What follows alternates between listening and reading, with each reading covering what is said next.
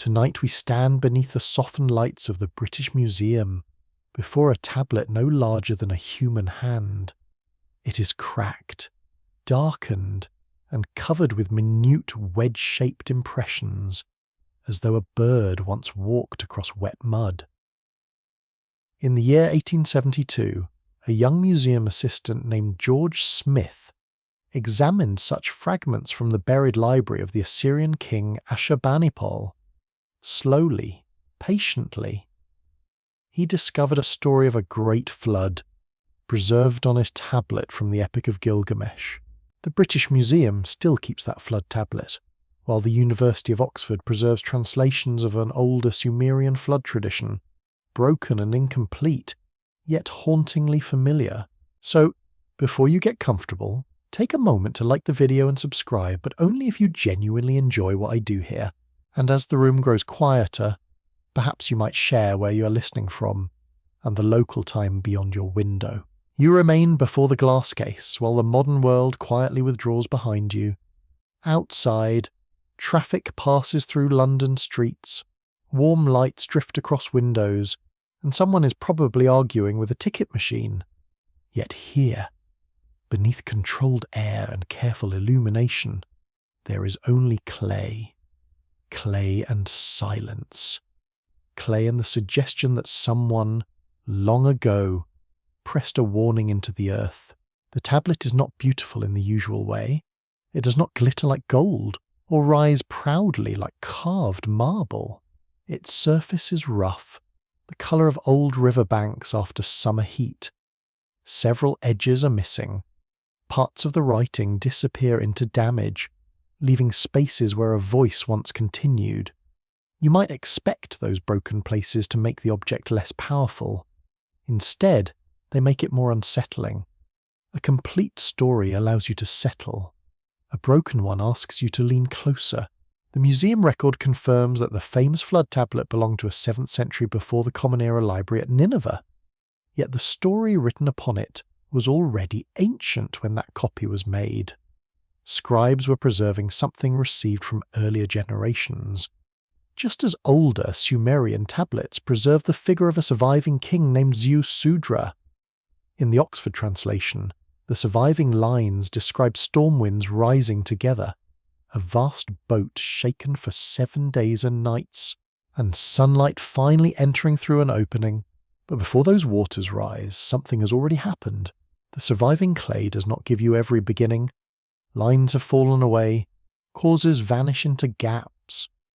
The original listeners might have known what stood in those missing spaces, because their temples, ceremonies, and schoolrooms repeated such stories. You do not have that comfort. You arrive thousands of years late, with only fragments, museum labels, and the quiet ache of incomplete knowledge. There is a peculiar intimacy in this. A tablet is not merely read, it has been touched. You can almost feel the young scribe holding fresh clay in one palm, his reed pressing carefully into its damp surface. Perhaps the room smelled of mud, smoke, and warm oil. Perhaps sandals brushed across a floor packed hard by generations of feet. Perhaps beyond the doorway, irrigation water slid through narrow channels beneath an unforgiving sun. Human hands recorded the thoughts of gods, yet those hands still had dust beneath their nails. By the middle of the 3rd millennium before the Common Era, records written upon clay served many purposes across Mesopotamia.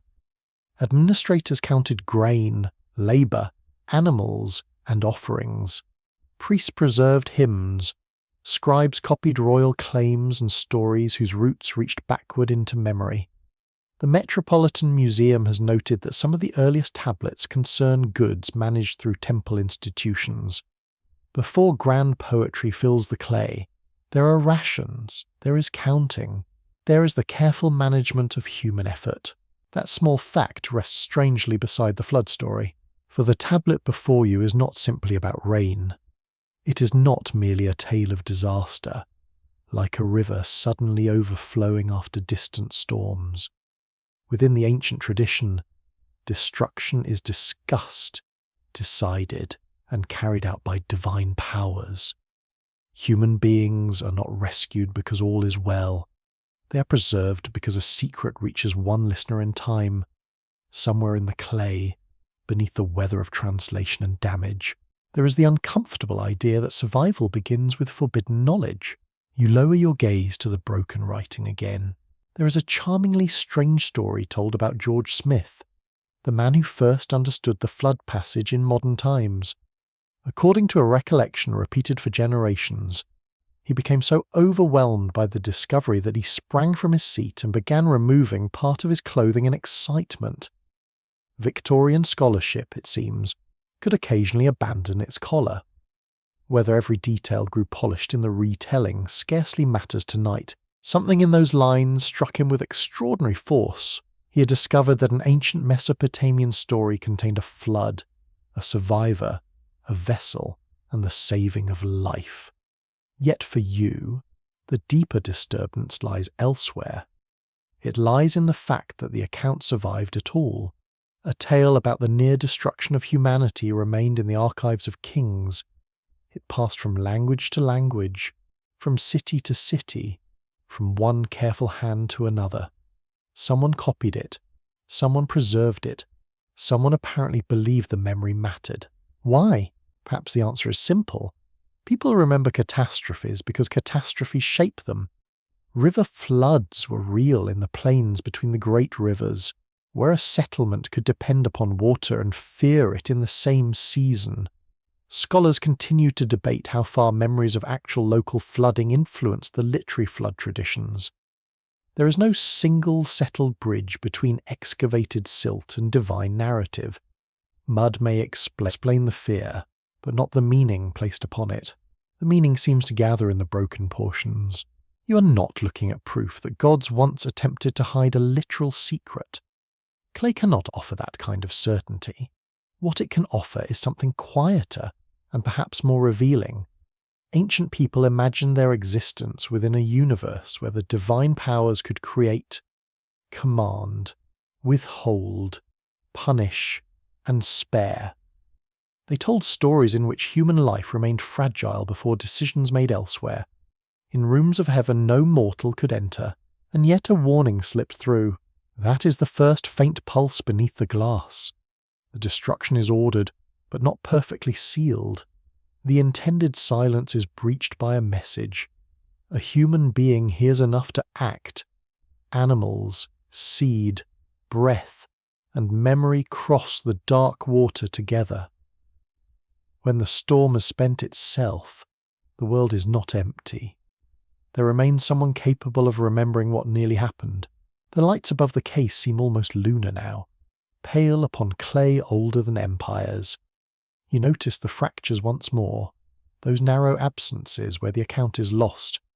They resemble little doors that cannot be opened, though you sense something standing beyond them. Not a roaring revelation, not a simple answer, only the first impression of a truth that disturbed the ancient imagination. Perhaps humanity was never meant to know how precarious its place truly was. Perhaps the danger was not that people might rebel against the gods, but that they might understand them. A servant who believes service is natural remains calm. A servant who learns the arrangement was chosen begins, very gently, to wonder. In the sleeping museum, the tablet says nothing aloud. It rests where careful hands have placed it, under glass, beneath light, surrounded by visitors who eventually pass onward. Yet you remain a little longer, for the broken clay has already accomplished something. It has made you aware of a silence. It has shown you a story preserved despite ruin. And in that preservation, the first quiet question has opened its eyes. What exactly was humanity allowed to remember? The air changes as you step into the plain where the rivers wander. Heat lies upon the ground like a sleeping animal. Beneath your sandals, the earth is soft in places, baked hard in others, and marked by narrow channels gleaming beneath the morning sky. Far away, reeds bend beside slow water. Date palms lift their dusty crowns above low houses built from mud brick. There are no mountains guarding this horizon, no generous forests offering shade, only sky, water, silt, and the delicate patience required to make them serve human life. This is southern Mesopotamia, the broad country between the rivers Tigris and Euphrates. In this exposed landscape, villages grow into towns, and towns begin gathering themselves into cities: Uruk, Ur, Eridu, Lagash. And Nippur rise from the flat earth like stubborn declarations. Their walls and shrines do not appear because life is easy here. They appear because life demands organization, agreement, memory, and authority. You hear water first. It slips through a canal lined with packed mud, carrying the promise of barley fields beyond the settlement. A child crouches to touch it, while an older woman calls sharply from a shaded doorway. Water gives grain, reeds, fish, transport, and clay. Yet water also changes course, clogs channels, breaks banks, leaves salt behind, and vanishes when needed most. The river is generous in the manner of a powerful ruler. It gives, but never without making certain that everyone understands dependence.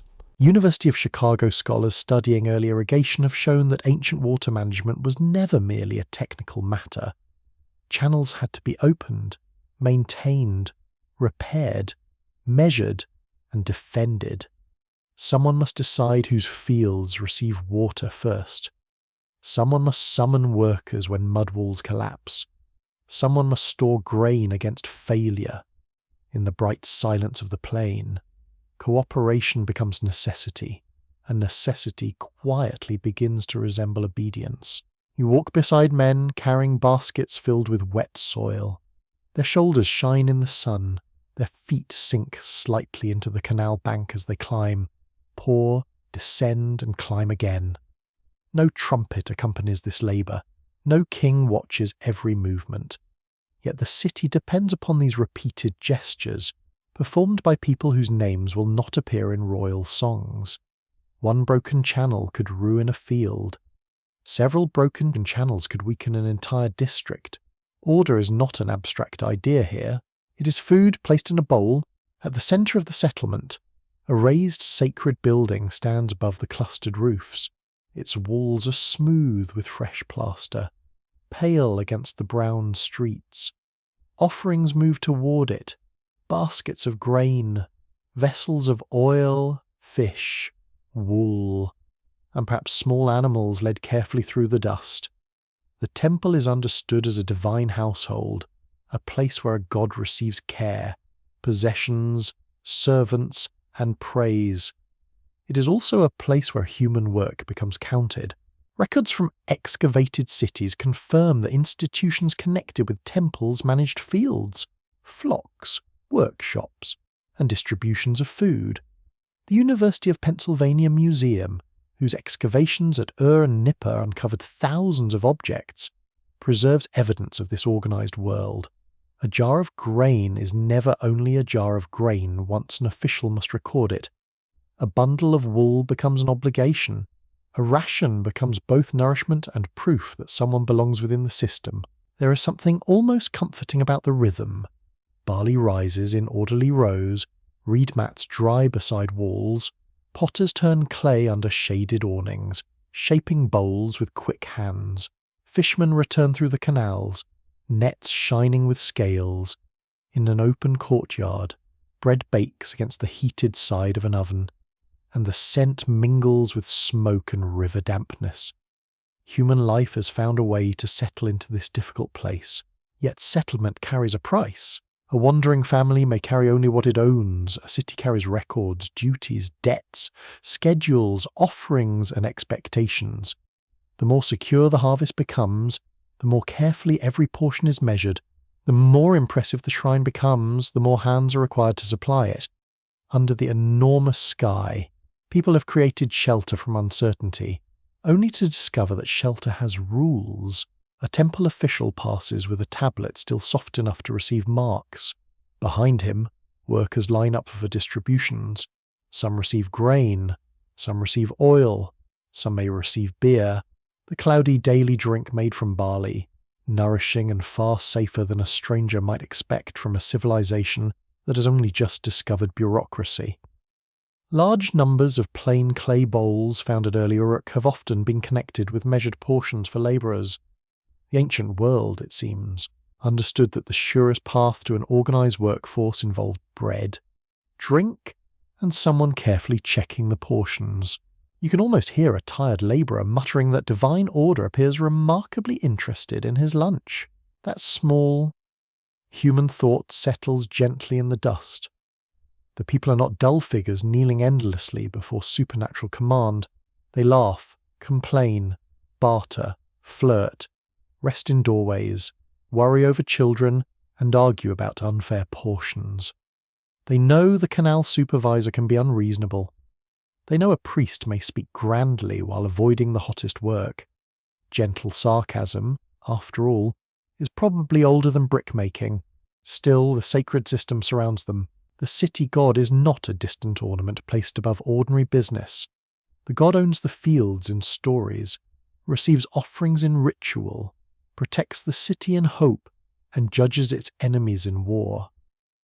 A family living beneath these walls does not divide practical life from holy life in the modern manner. Harvest and worship touch each other. Illness and divine displeasure may touch each other.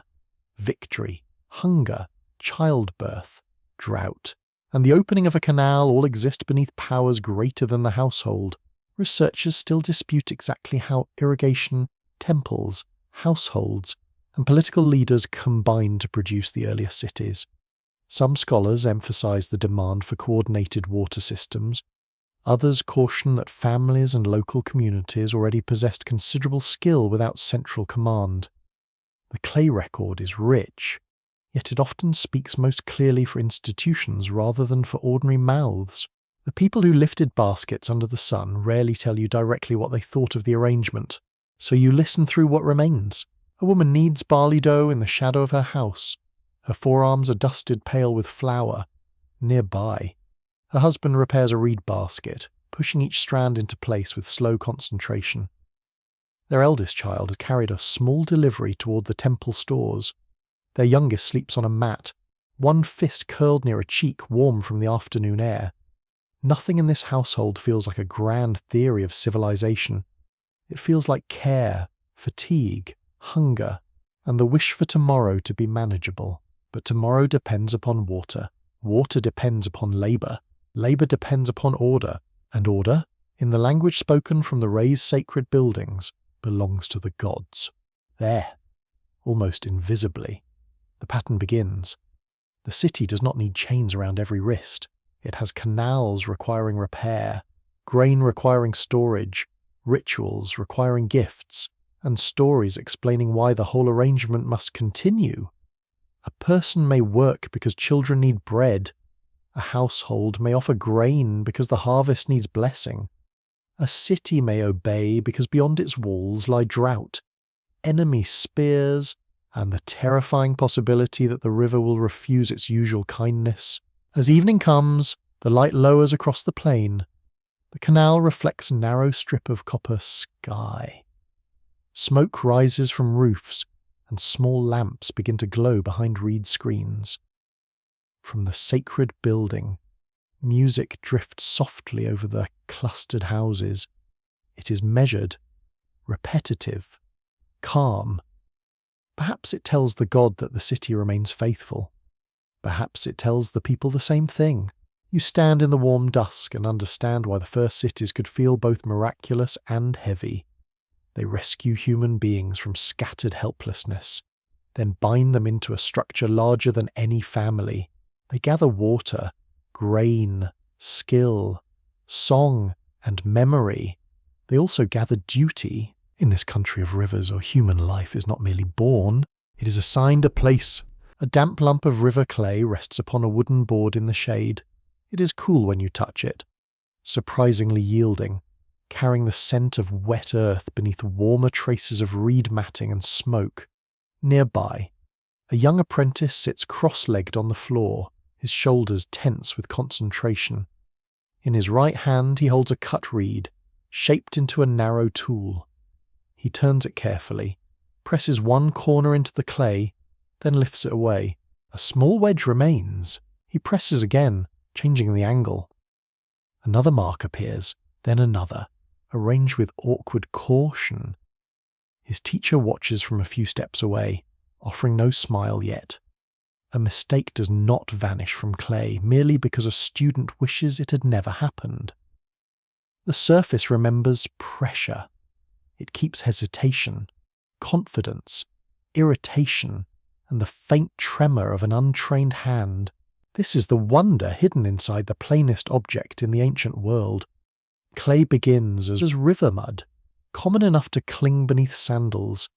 Yet, once flattened and marked, it holds a name, a payment, a prayer, a proverb, or the memory of a disaster. Wood decays, linen disappears, leather suffers beneath heat and dampness. Clay, humble and unfashionable, survives with an almost stubborn loyalty. In cities such as Nippur, students learn the difficult craft of writing through repetition. The Institute for the Study of Ancient Cultures at the University of Chicago preserves publications of tablets excavated from the temple school there. Many contain lists, names, objects, trees, wooden tools, animals, professions, and signs copied line by line. To modern eyes, they may appear dry. To a student seated on a hard floor, they represent demanding passage into privilege. You settle near the doorway, where the breeze is faint but welcome. The apprentice receives a fresh exercise tablet, smaller than a household plate. On one side, his teacher has written a careful model. Beside it remains an empty space, waiting for the student's imitation. The boy studies each sign. He draws his breath inward, places the reed point against the clay, and tries to make his own marks resemble authority. They do not. One wedge leans too sharply. Another sinks too deeply. A line meant to stand cleanly has become an untidy cluster, rather like a frightened bird stepping into porridge. The teacher makes a low sound of disappointment. The boy frowns at the tablet as though betrayal has occurred on both sides. Somewhere outside, another student laughs, then suddenly stops when footsteps approach. Education here is not gentle in the modern sense. A skilled scribe may serve a temple, palace, merchant household, or administrative office. He may measure grain, record land, compose letters, copy hymns, or preserve stories treasured by powerful institutions. To write is to enter a world few people can fully command. Each correctly formed sign opens a door. Each badly remembered list threatens to close it. The clay surface dries gradually beneath the afternoon heat. A tablet intended for immediate calculation might eventually crumble or be reused. A document requiring preservation could be dried, stored, or fired. Strange fortune sometimes offers another method. When buildings burn, the heat can bake tablets unintentionally, turning moments of destruction into acts of preservation. Fire consumes roof beams, baskets, cloth, and furniture, yet leaves hardened words waiting among the ruins. There is a quiet irony in that. Flames erase a room, then protect its memory. Archaeologists recovering tablets from ancient sites often find not polished masterpieces, but the practical litter of human organization. Receipts, worker lists, deliveries, legal agreements, and practice exercises rise from the soil. A scholar hoping for a magnificent hymn may instead meet a record of lentils, wool, or missing goats. Ancient administration has a dry sense of humour. It survives with all the persistence of paperwork left upon a desk shortly before a holiday. Yet even dull documents possess a human warmth. A rationalist preserves appetite. A school exercise preserves anxiety. A contract preserves distrust, which is among civilization's most dependable building materials. A letter preserves urgency because someone once needed an answer. The marks seem formal from a distance, but each tablet begins with a person sitting somewhere, thinking of another person, another task, another consequence. Your fingers hover above a discarded practice tablet. It is slightly rounded, made for one hand to hold. The student has attempted the same signs several times and improvement appears gradually across the surface. There is a clumsy beginning, a steadier middle, then one sign written with sudden elegance. You can feel the brief private triumph. For an instant, his hand obeyed his mind. University of Pennsylvania excavations at Nippur recovered vast numbers of tablets connected with scribal life and literary learning. Their existence demonstrates something simple and profound.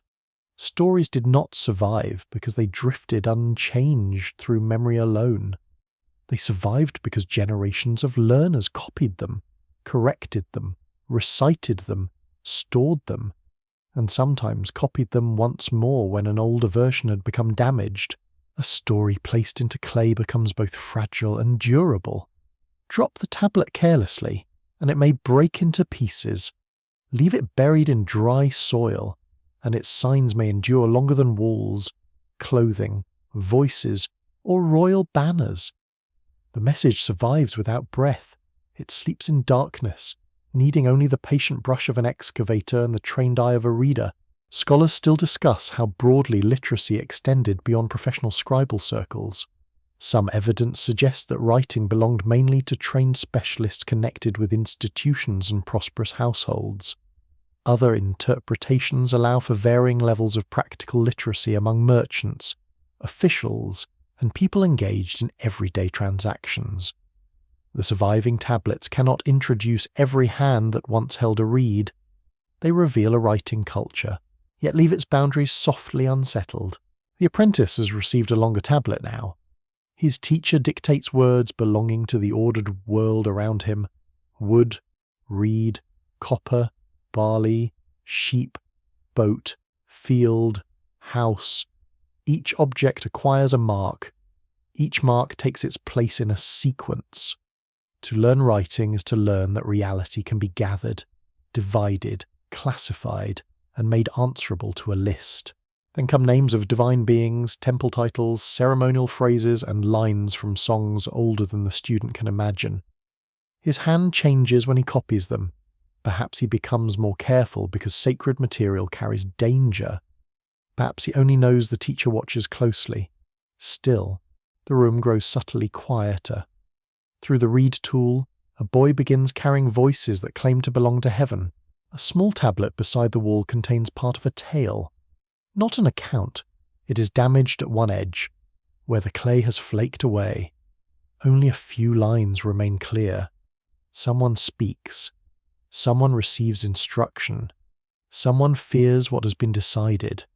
The names are difficult for a beginning student, and the sentence forms belong to an older style.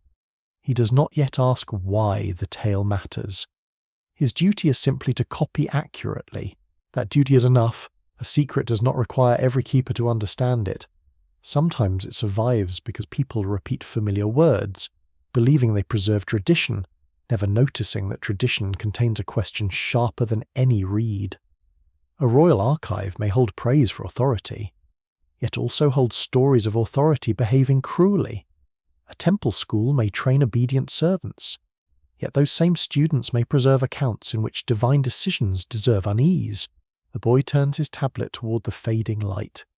His fingers leave small prints along its margin, traces no formal inscription intended to include. For a moment, the story and the child occupy the same piece of earth. Great powers may speak within the lines, but a human hand has given them endurance. Outside, evening gathers upon brick walls and narrow lanes. The sounds of teaching diminish. Tablets are lifted, stacked, examined, or set aside to dry. Some will fail and disappear. Some will break. Some will travel through storerooms, ruins, soil, and centuries, carrying their quiet burden far beyond every voice that knew their meaning. Clay cannot argue. It cannot warn you by itself, but it does not easily forget. The room around you narrows into the shape of a single object. It is not a flat tablet, but a four-sided clay prism, tall and pale beneath careful light. Each face is covered with orderly writing, 8 columns in all, running downward like rows of tiny footprints. The Ashmolean Museum preserves this remarkable object. known to scholars as one of the fullest surviving versions of the Sumerian King List. It does not begin with a child, a farmer, or a grieving household. It begins with authority. Kingship descends from heaven. The phrase settles with surprising weight. Not a crown passed from father to son, not a council choosing a capable elder, not a warrior pushing through frightened rivals and claiming a throne. Kingship arrives from above, lowered into the human world as though rule exists elsewhere first, complete and unquestionable, waiting only for a city to receive it. You find yourself standing in Eridu, at least in the landscape imagined by those ancient lines. The settlement lies close to marsh water, where birds rise suddenly from reeds and the air smells of salt, fish, mud, and sun-dried rushes. Low buildings gather around a sacred centre. The earth underfoot is pale and dusty, yet near the wet places it gives softly beneath your weight. A shrine stands upon a modest raised platform, its surface is brightened with plaster. Around it, men and women move with offerings, jars, baskets, and nervous attention. Eridu was remembered in Mesopotamian tradition as a city of deep antiquity, associated with the god of underground fresh waters and cunning wisdom. Archaeological work there revealed a long sequence of sacred buildings, one constructed upon the remains of another across generations. The physical city grew in layers, while tradition granted it something even larger, the honour of receiving kingship first. The King List names Alulim as the earliest ruler of Eridu. His reign is given as 28,800 years.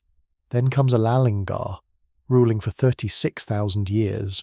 Their two reigns together extend across 64,800 years, a duration so immense that ordinary memory cannot hold it. You try to picture one ruler watching seasons pass, watching walls dissolve and rise again, watching generations appear, age, and vanish like lamps extinguished at dawn. The image refuses to become human. Perhaps that is its purpose. These rulers belong to a time measured differently, a time standing outside the scale of ordinary breathing lives. Their reigns do not resemble political history as you know it. They resemble sacred distance, the vast dark corridor separating mortal people from the beginnings of order. Authority seems older than hunger, older than dispute, older than any living person who might dare question it. The prism leads onward. Kingship leaves Eridu and enters another city, then another. At Badtibira, rulers hold power for tens of thousands of years. One is Dumuzid, called the Shepherd, who reigns for 36,000 years. The title sounds almost gentle. A shepherd guides, protects, searches for strays, and leads the flock toward water. Yet a shepherd also owns the direction of travel.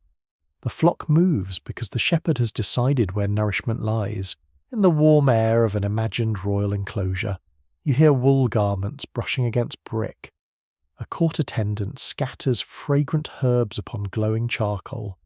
Musicians sit near a wall, their hands placed lightly upon instruments, awaiting a signal. No ordinary citizen has entered this place casually. Here, the ruler does not merely oversee disputes or storage rooms. He stands within a chain reaching upward, toward powers said to have established rule itself. Records preserved through the University of Oxford translation of Sumerian literature confirm the extraordinary structure of the list. 5 cities hold kingship in the age preceding the Great Flood. 8 rulers together are credited with reigns extending across hundreds of thousands of years. Then with almost chilling simplicity, the account declares that the flood sweeps over everything. The enormous age closes not with explanation, but with water. There is a curious detail in the object itself. The Ashmolean prism contains a small hole drilled through its centre. Some have suggested it may once have been mounted upon a rod, allowing it to turn as a reader examined each inscribed face. It is an oddly practical touch for a document announcing cosmic rule. You can imagine an ancient reader rotating the entire history of kingship with one hand, rather as someone might turn a roasting skewer. though one hopes with considerably greater reverence. That faint absurdity does not weaken the object. It makes the distant stranger. Someone handled this list. Someone needed to read it from multiple sides. Grand claims about heavenly authority occupied a world still concerned with fingers, dust, storage, and convenient reading angles. The sacred and the ordinary sit together, as they so often do, pretending not to notice each other. The list is not simply a catalogue of rulers. It creates a pattern. Kingship belongs to one city, then shifts to another when that city falls or is defeated. Power is never presented as scattered across many competing places at once. It moves in a single line, as if there can be only one rightful centre of order at any moment. The cities change. The principle does not. Scholars continue to debate how this composition was shaped and used. Many historians understand it as a work of political memory, arranging complex rival cities into one continuous story of legitimate rule. Real cities and historically attested kings appear among the later entries, yet their true reigns may overlap rather than follow one another neatly. The list may be preserving pieces of history while also reshaping them into an argument. Whoever holds kingship now possesses something heaven has always intended to pass onward. That argument would have been useful to rulers. It remains elegant, calm, and immensely powerful. A king who has merely conquered a city may be feared. A king who inherits an institution descending from heaven may be obeyed with deeper hesitation. His victories become confirmation. His palace becomes a station in a sacred journey. Even defeat can be explained, because kingship is never destroyed. It is only transferred. You stand at the edge of a procession passing through a city gate. The ruler rides beneath a canopy, surrounded by guards and officials. People lower their heads as he passes. Some may believe profoundly in his sacred place. Some may simply know that guards carry spears. Some may be thinking about supper, aching knees, or a child who has wandered too close to the road. Human attention has always been imperfectly respectful, yet the ceremony performs its work. Horns sound softly. Fine cloth stirs in the heated breeze. Incense trails behind the royal company, briefly masking the smell of livestock and packed streets. The crowd sees one man, but the story asks them to see far more. Behind his figure stand earlier rulers, earlier cities, impossible lifetimes, and the original descent of power from a realm beyond human reach. What kind of humanity grows beneath such a story? A person may inherit a house, a tool, a field, or a debt. A community may choose an overseer because someone must settle arguments and organize defense. But in this remembered world, people do not first invent rule for themselves.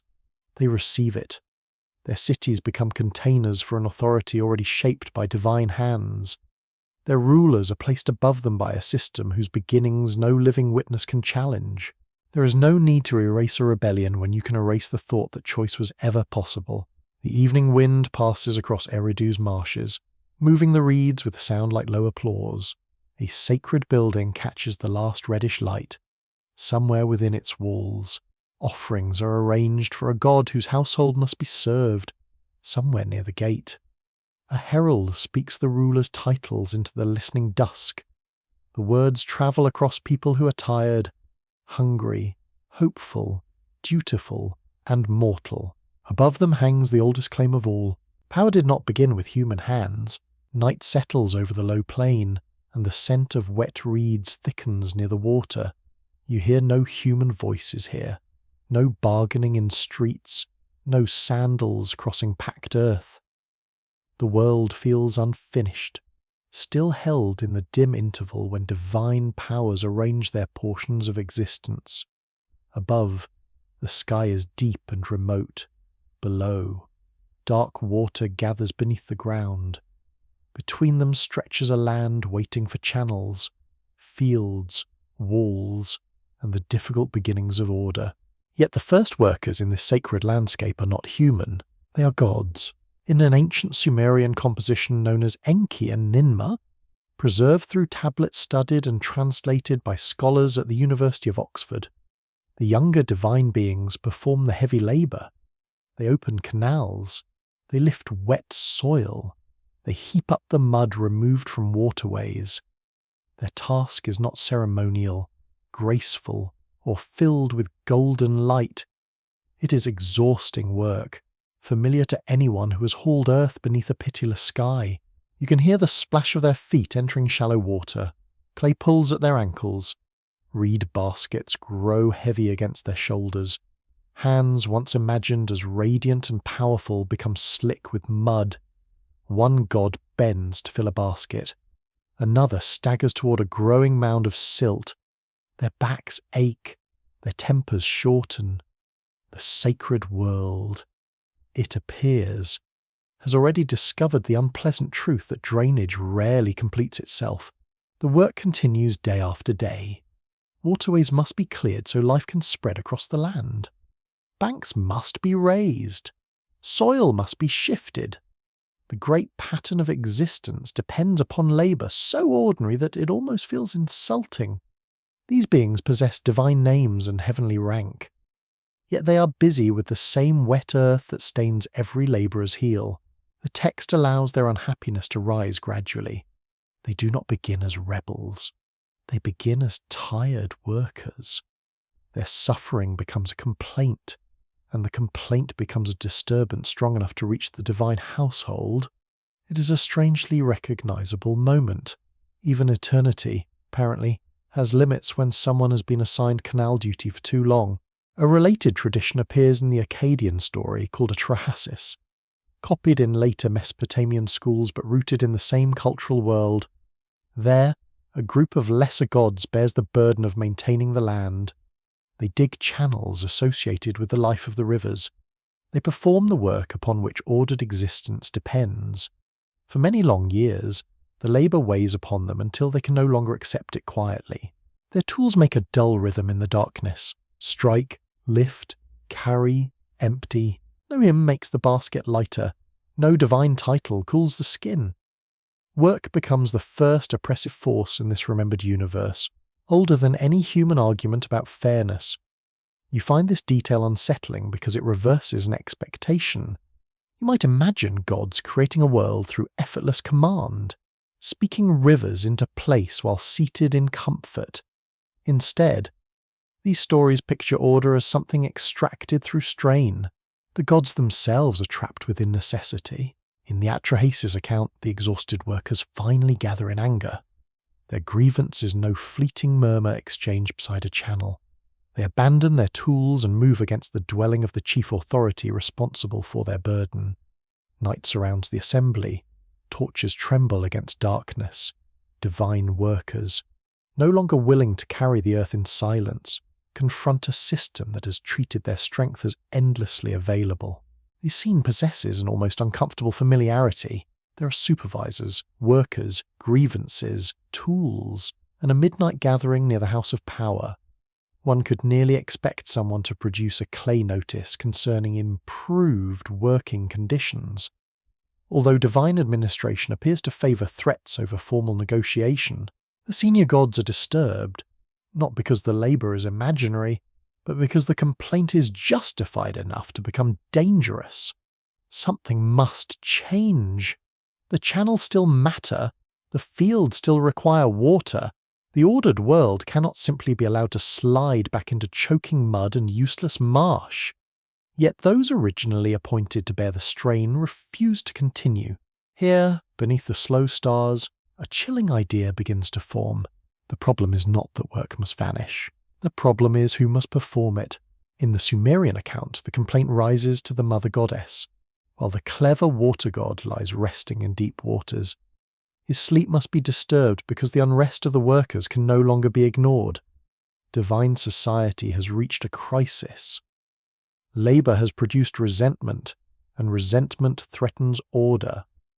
A solution is required, not from kindness alone, but from the need to preserve a system whose foundations are beginning to shake. You stand beside the darkened canal and sense the shape of the answer, though it has not yet been spoken aloud. The water glides onward, soft and black beneath moonlight. Mud lies in ridges beside the bank. The abandoned baskets remain where weary hands dropped them. Somewhere within the divine council, thought turns toward a new bearer of weight, a creature not yet present at the gathering, not yet able to refuse. Scholars continue to examine how closely these separate compositions should be joined in meaning. The Sumerian story has its own tone, concerns, and divine relationships. The Akkadian account develops labor unrest into a broader narrative of human origins and suffering. Researchers at institutions such as Oxford and Yale approach these works carefully, because similarity does not erase difference. Yet both traditions preserve a striking idea.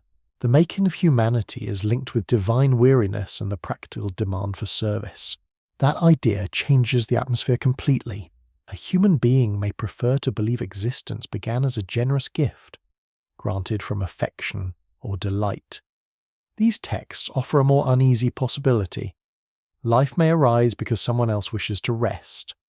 Consciousness may emerge because the world requires hands, hunger, effort, aching muscles, and the daily struggle to maintain order may not be accidents within the story. They may be its intended function. You watch a faint breeze disturb the water. The reeds click together softly, like thin bones of a musical instrument. Far above, the gods of authority weigh their decision. Below, the tired workers wait, their anger still hot, their labor unfinished. Nothing moves except the water, continuing along the channel their effort has opened. It is possible that ancient listeners heard these stories with recognition rather than shock.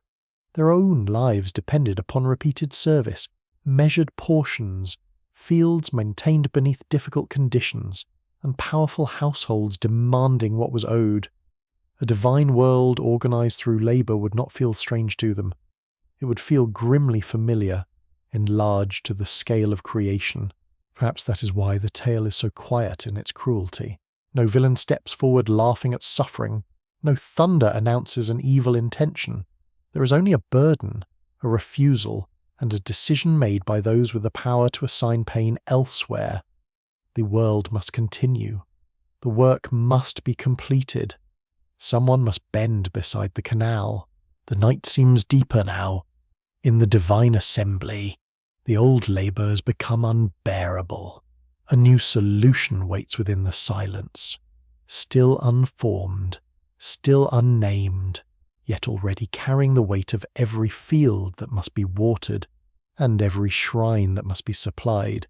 The gods have grown tired, and the earth is waiting for replacement hands. Within a chamber imagined beneath the quiet earth, the air is cool and heavy with moisture. Water surmers somewhere beyond the walls, hidden from sunlight, moving through darkness with an ancient patience.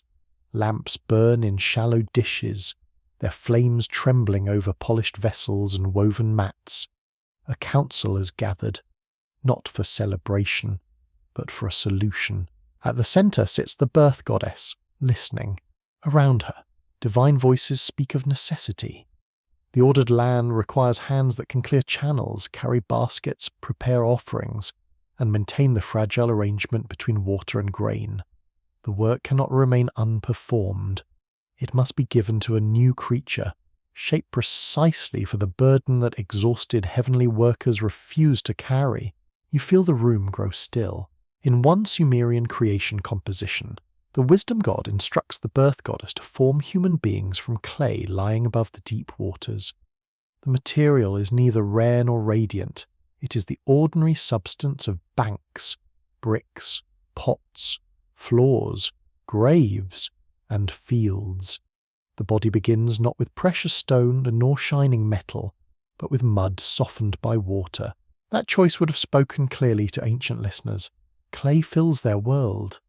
They shape it into walls that shelter children, vessels that hold grain, tablets that preserve speech, and figurines placed before powers greater than themselves. Clay receives whatever form a hand imposes upon it. When wet, it yields. When dried, it hardens. When broken, it returns gradually to dust. A human body made from clay is therefore not merely humble, it is useful. The goddess bends toward the waiting earth, her fingers press into the damp mass, gathering it inward, smoothing it, giving shape where no face existed. A forehead rises under her touch, shoulders emerge, arms extend, made for lifting and pulling. Hands appear with narrow fingers, suitable for rope, sickle, basket, reed tool, an offering bowl. Legs lengthen, ready for fields, workshops, courtyards, and roads. The figure does not yet breathe. It lies before the divine assembly with the strange stillness of a statue. Moist clay catches the lamplight along its cheek. No thought troubles it. No hunger tightens its belly. No question rests behind its closed eyes. It is innocent because it is not yet awake, and it is free only because it has not yet been given a task. Then the sacred act reaches its decisive moment. In a Babylonian version of the creation account, preserved on tablets copied during the second millennium before the Common Era, human life is made through clay mixed with the substance of a slain divine rebel. Scholars associated with Yale University and other major centers of ancient language study have long recognized the significance of this scene. Humanity receives not only a body suited for work, but a troubling connection to divine conflict. The new creature is not created outside the crisis. It is made from it. You can almost hear the soft sound of clay being kneaded in a basin. Water darkens the earth. The material folds under careful hands. Into this mixture enters the trace of a being who resisted the established order. Whatever the ancient authors intended in every detail, the image is quietly disturbing. Human life carries obedience as its assigned purpose, yet its very substance may contain the memory of refusal. Perhaps that is why the creature must be managed so carefully. The birth goddess lifts the formed body. Breath enters. The chest rises uncertainly, then falls. Fingers twitch against the mat. Eyes open into lamplight. Water sound. Watching faces. And a world whose arrangements have been decided without consultation. The first human does not wake to a welcoming garden of endless leisure. The first human wakes inside an expectation. A basket waits nearby. There is a severe honesty in these old stories. They do not disguise the central arrangement beneath much softness. Humanity exists to take up necessary toil. People will provide the food that divine households receive. They will cultivate fields, tend animals, produce offerings, repair channels, and turn raw earth into ordered settlement. The gods gain relief. The humans gain life. One might reasonably ask who negotiated that exchange. No answer is given. The creature of clay has no voice in its own design.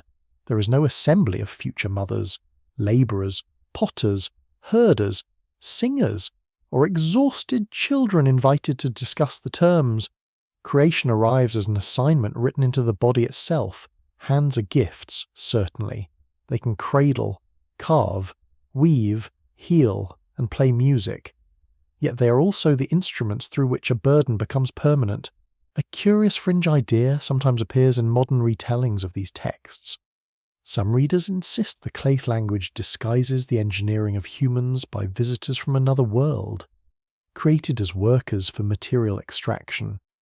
Archaeologists and historians do not accept that interpretation, since the tablets speak through religious poetry rather than a technological description. Still, the fascination reveals something very human. The ancient account sounds so coldly practical that modern listeners search for an equally practical master behind it. The original image is unsettling enough without machines from the stars. It is possible to hear compassion in the birth goddess. She forms human beings carefully. She is connected with bringing forth life, with the strain and mystery of birth, and with the intimate act of giving bodies to beings who will feel pain and pleasure. She may not be imagined as cruel, yet tenderness in the maker does not alter the purpose required by the council. A beautifully made tool remains a tool unless it discovers another use for itself. Scholars continue to discuss whether these creation stories should be read chiefly as religious explanations for labour, reflections of temple society, or profound meditations upon mortality and social obligation. The texts do not deliver a single modern philosophy. They carry several meanings at once. A farmer might hear the dignity of useful work. A dependent labourer might hear the heaviness of service. A ruler might hear confirmation that hierarchy belongs to the structure of existence. You listen as the first breathing figure is led toward the surface. The hidden waters recede behind you. The air warms with each step upward. Soon sunlight will strike those newly opened eyes. Soon there will be soil beneath living feet, a basket against a shoulder, a channel bank requiring attention, and a voice explaining that this is the proper order of things. The first human pauses at the threshold. Perhaps there is wonder in that face. The sky would seem immeasurably large to eyes formed in darkness. Reeds would shine green beside the water. Birds would scatter suddenly, rising like loose fragments of the morning. Breath itself might feel miraculous, entering and leaving the chest with no command required. Life is real, beauty is real, so is the burden. There lies the quiet wound within the clay. Human beings are not portrayed as worthless. Their work is valuable beyond measure, valuable enough to preserve the functioning of the divine world. Their bodies are shaped with skill. Their existence carries sacred material. Their hands make civilization possible. Yet value is not the same as freedom. The sun spreads over the wet fields, brightening each narrow ribbon of water. A newly living hand closes around a basket handle, learning its weight for the first time. Somewhere in the distant divine dwelling, silence returns, softer now, relieved of strain. Upon the earth, the creature begins to walk. A feast has been laid within a bright divine hall, where lamplight quivers upon cups and serving dishes. The air carries warm bread, roasted meat, crushed herbs, and the sweet, grain-heavy scent of beer. Cushions rest along the walls. Musicians sit quietly with their instruments lowered, waiting for conversation to soften into pleasure. For once, no urgent command seems to disturb the gathering. Even divine households, it appears, enjoy an evening in which someone else has prepared supper. You stand near a carved pillar, unnoticed among attendants carrying bowls and pitchers. A cup passes from hand to hand, filled with thick barley beer. It is not clear, sparkling drink poured into delicate glass. It is cloudy, nourishing, rich with grain, and best approached with a long reed for drinking. Ancient seal images and archaeological finds show that beer occupied an honoured place in Mesopotamian meals and ceremonies. Grain could become bread, wages, offerings, or drink, which is a considerable number of duties for one humble plant. At the centre of the gathering sit Enki and Ninmah. Their mood is lightened by the feast. Their hearts grow merry, as the ancient composition preserved in the Oxford collection describes it. Conversation loosens. Praise has already been spoken. Food has been eaten. Cups have been refilled with the confidence familiar to anyone who has believed a second serving would improve judgment. Ninmah turns toward Enki with a challenge. She can shape the human body well or poorly, she declares, and she can establish the fate belonging to whatever body she makes. Her words settle over the feast with a curious sharpness. No longer is the human form simply a vessel capable of work and worship. It becomes a question. What happens when a person does not match the familiar expectation of strength, sight, fertility, movement, or identity? Enki answers calmly. Whatever form she brings forth, he will find that person a place and a portion of daily bread. The music has stopped entirely now. Ninmah reaches down to the clay. Between her fingers it darkens with moisture, yielding readily to her intention. The first person she shapes has hands that cannot bend with ordinary ease. The arms reach outward, yet the fingers do not answer in the expected manner. The figure opens his eyes and looks upon the gathered powers, not knowing he's been made as an argument in a contest. Enki regards him, then assigns him service in the king's household.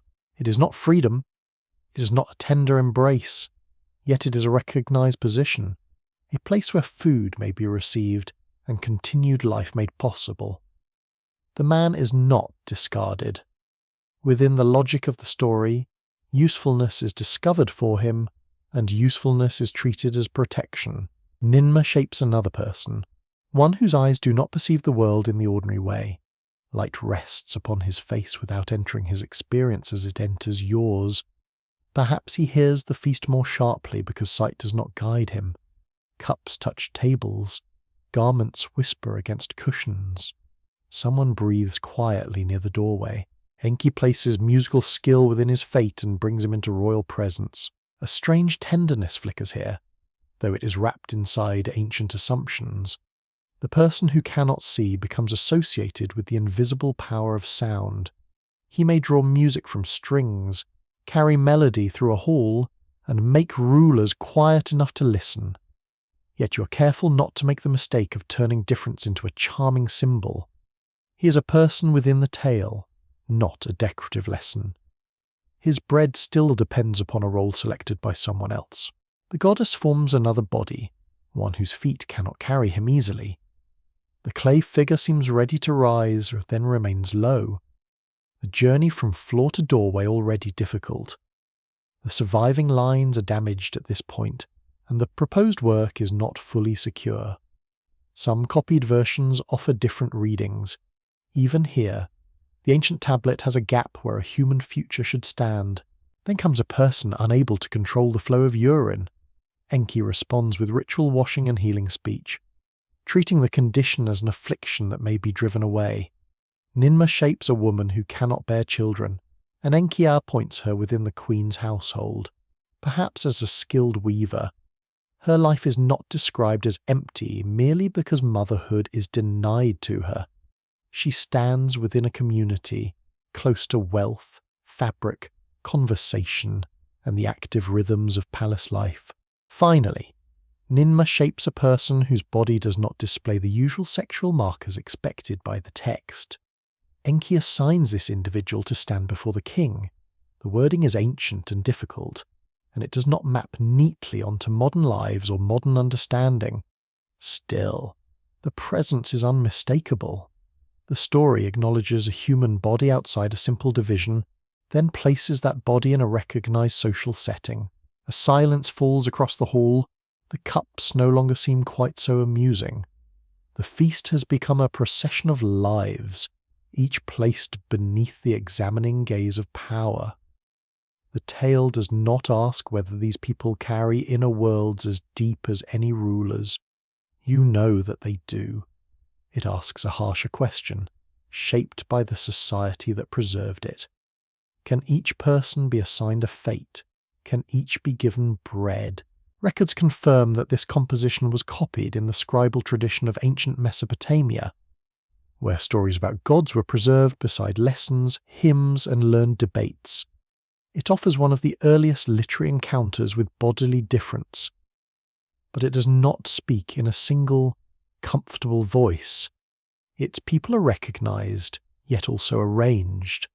They are sustained, yet their worth is measured through the duties they can perform. Researchers continue to debate how this unusual passage should be understood. Some read it as evidence that ancient society imagined places for people whose bodies differed from customary ideals. Others hear the cold limits of a hierarchy in which dignity depends upon service to palace institutions. Still others see a contest between divine creators, using vulnerable human lives to display wisdom and power. The clay refuses to settle the matter gently. Then Enki takes his turn. He shapes a being called Umul, whose body cannot support itself, whose head and limbs do not obey, whose breathing and movement remain painfully fragile. Nineveh approaches the newborn figure. She speaks, but receives no answer. She offers bread, but the hands cannot reach it. She seeks a role, yet no familiar task appears possible within the demanding world imagined by the tale. The challenge has changed. It is easy to claim that every person has value when value means labor. Music, palace attendance, weaving, or ritual function. But what of someone who cannot perform? What of a life unable to purchase acceptance through service? The feast has quietly exposed its deepest unease. The gods may provide bread to those they can place within the system. They become less certain when faced with a human being who simply needs care. You feel the cool pillar beneath your hand. Nearby, a cup is tipped slightly, leaving a dark stain on a woven mat. Nobody moves to wipe it away. The divine contest has carried the gathering beyond laughter, beyond cleverness, into an awkward stillness where no victory feels clean. Perhaps the quirky beginning matters most. Beer has loosened proud voices, and proud voices have revealed the terms by which they judge humanity. The question was never merely whether people could be made strong or weak, graceful or troubled. The question was whether existence required justification. Outside the hall, night lies softly over the fields. Somewhere, a person with uncertain steps may be listening to music. Somewhere, a woman without children may be turning bright thread through practiced fingers. Somewhere, a dependent body may rest in the arms of someone who offers bread without requiring usefulness first. The gods may debate fate. Human hands still learn compassion. Dawn enters the city through smoke rather than sunlight. It rises in pale threads from courtyard ovens, from small household fires, and from the sacred kitchens enclosed within thick brick walls. The streets are still cool enough for bare feet. A donkey complains somewhere near a storage gate. A woman carrying a basket shifts its weight against her hip, careful not to crush the newly baked loaves inside. The scent surrounding you is comforting, almost domestic. Warm grain, ash, sesame oil, dace, wool, and the faint sweetness of fermenting beer. Yet many of these loaves are not meant for a family table. They are going to a god. Inside the temple precinct, movement begins with practiced quietness. Sweepers clear dust from paved spaces. Doorkeepers take their places. Bakers arrange round loaves upon trays. Brewers inspect jars sealed with clay stoppers. A butcher prepares an offering with ritual care, keeping every movement orderly and clean. Musicians tune strings softly, because even divine mournings seem to require atmosphere.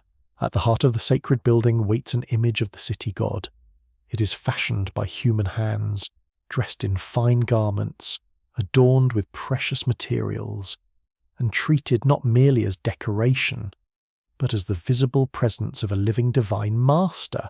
The god possesses a house. The god has fields, herds, storerooms, attendants, jewellery, furniture, clothing, and a daily appetite expressed through ritual meals. A temple is therefore not simply a place where people whisper prayers. It is an enormous household. You pass through a service courtyard where servants lift lids from wide vessels. Steam rises, carrying the smell of cooked grain. Portions of bread, beer, meat, fruit, and oil are arranged for presentation. No one imagines the carved image chewing noisily at a table. The offering is more subtle. Food is placed in the divine presence, transformed by ceremony into a gift of care and loyalty. Once presented, portions may pass onward through temple personnel, sustaining the people who maintain the god's household. The sacred meal circles back into human mouths. Scholars working with administrative tablets from Uruk, Lagash, and Ur have reconstructed astonishingly detailed networks of temple production. Records preserve deliveries of grain, fish, oils, wool, livestock, and finished textiles. Researchers at the University of Pennsylvania and the University of Chicago have shown how these records illuminate a world of cooks, brewers, herders, gardeners, boatmen, singers, doorkeepers, and textile workers. Behind the calm image of a god receiving breakfast stands an entire economy of human hands. In a long workshop near the temple stores, women sit close together with baskets of wool beside them. The room smells of lanolin, dust, and lamp smoke. Their fingers pull fibres into thread, steady and practiced. Others work at looms, passing strands back and forth until cloth begins to appear with almost magical patience. Fine garments may clothe divine statues, priests, administrators, or powerful households. Coarser textiles serve practical needs and trade. The sound is constant. The soft beat of weaving, the scrape of stools, the low exchange of voices. A child brings water to an older worker whose hands have stiffened from years of spinning. She drinks, smiles faintly, and returns to the thread. Her labour may be listed upon a tablet by quantity, perhaps beside oil and grain assigned for her support. Yet the tablet cannot preserve the aching wrist, the whispered joke, or the private hope that her daughter will find easier work. The divine household is majestic from the ceremonial doorway. From the workshop floor it may feel rather different. You step into the brewery, where the air grows humid and richly scented. Barley has been prepared, dried, crushed, and steeped. Large jars stand in rows, their contents changing slowly beneath watchful attention. Beer is nourishment, offering, payment, and social comfort. It belongs in sacred presentation, workers' distributions, banquets, and household refreshment. One Sumerian hymn praises the goddess associated with brewing in language so affectionate that you suspect the singers had thoroughly investigated the subject. There is a delightful practical detail among ancient drinking habits. People commonly drank beer through long tubes, which helped avoid floating husks and sediment. A gathering around a great jar, each person drawing through a reed, is both dignified and faintly comic. Humanity may serve cosmic order, but no civilization entirely escapes bits in its drink. From the brewery, jars move towards storerooms and ritual spaces. A clerk watches each arrival, his reed tool ready. He records amounts with the solemn concentration of someone guarding divine property, or perhaps guarding himself from an angry supervisor. Nothing valuable should vanish without explanation. Not flour, not oil, not wool, not beer, not a single animal promised to a sacred table. This accounting is more than caution. It shapes belief into routine. A farmer delivers grain because a portion belongs to the institution standing between his household and divine favour. A fisher brings part of the catch. A herder supplies sheep. Gardeners provide dates, onions, and herbs. People contribute because the sacred household is believed to protect the city, uphold prosperity, and maintain the bond between mortal life and the powers governing rain, fertility, river, and war. The arrangement may offer security. It may also tighten like a knot. A festival day approaches, and the city begins to brighten. Fresh reeds decorate gateways. Music travels long lanes. Families bring offerings small enough for ordinary means, a loaf, a little oil, a simple vessel, perhaps a prayer carried silently through the crowd. The sacred statue may be dressed magnificently, brought forth in ceremony, or moved along a processional route. People gather not merely from fear, but from genuine longing. A god who protects your city is part of your identity, your calendar, your childhood sounds, and your hopes during sickness or drought. It would be too easy to imagine every offering as forced. People seek closeness with powers they believe are real. Still, devotion does not make the system weightless. The divine feast is made possible by early rising or blistered fingers, bent backs, careful breeding of animals, sacks lifted in heat, and long hours spent where music cannot reach. A golden cup placed before a god contains more than beer. It contains fields, labour, calculation, and the invisible lives that carried it there. Historians continue to discuss how completely temple institutions dominated Sumerian economic life. Older models sometimes pictured temples as nearly controlling whole cities, while more recent scholarship gives greater attention to private households, merchants, local estates, and shifting political conditions. The evidence reveals powerful sacred institutions, but it does not reduce every person to a temple dependent. Life was complicated, even when clay accounts preferred tidy columns. You stand near the sacred kitchen as evening offerings are prepared. Oil lamps glow along a wall.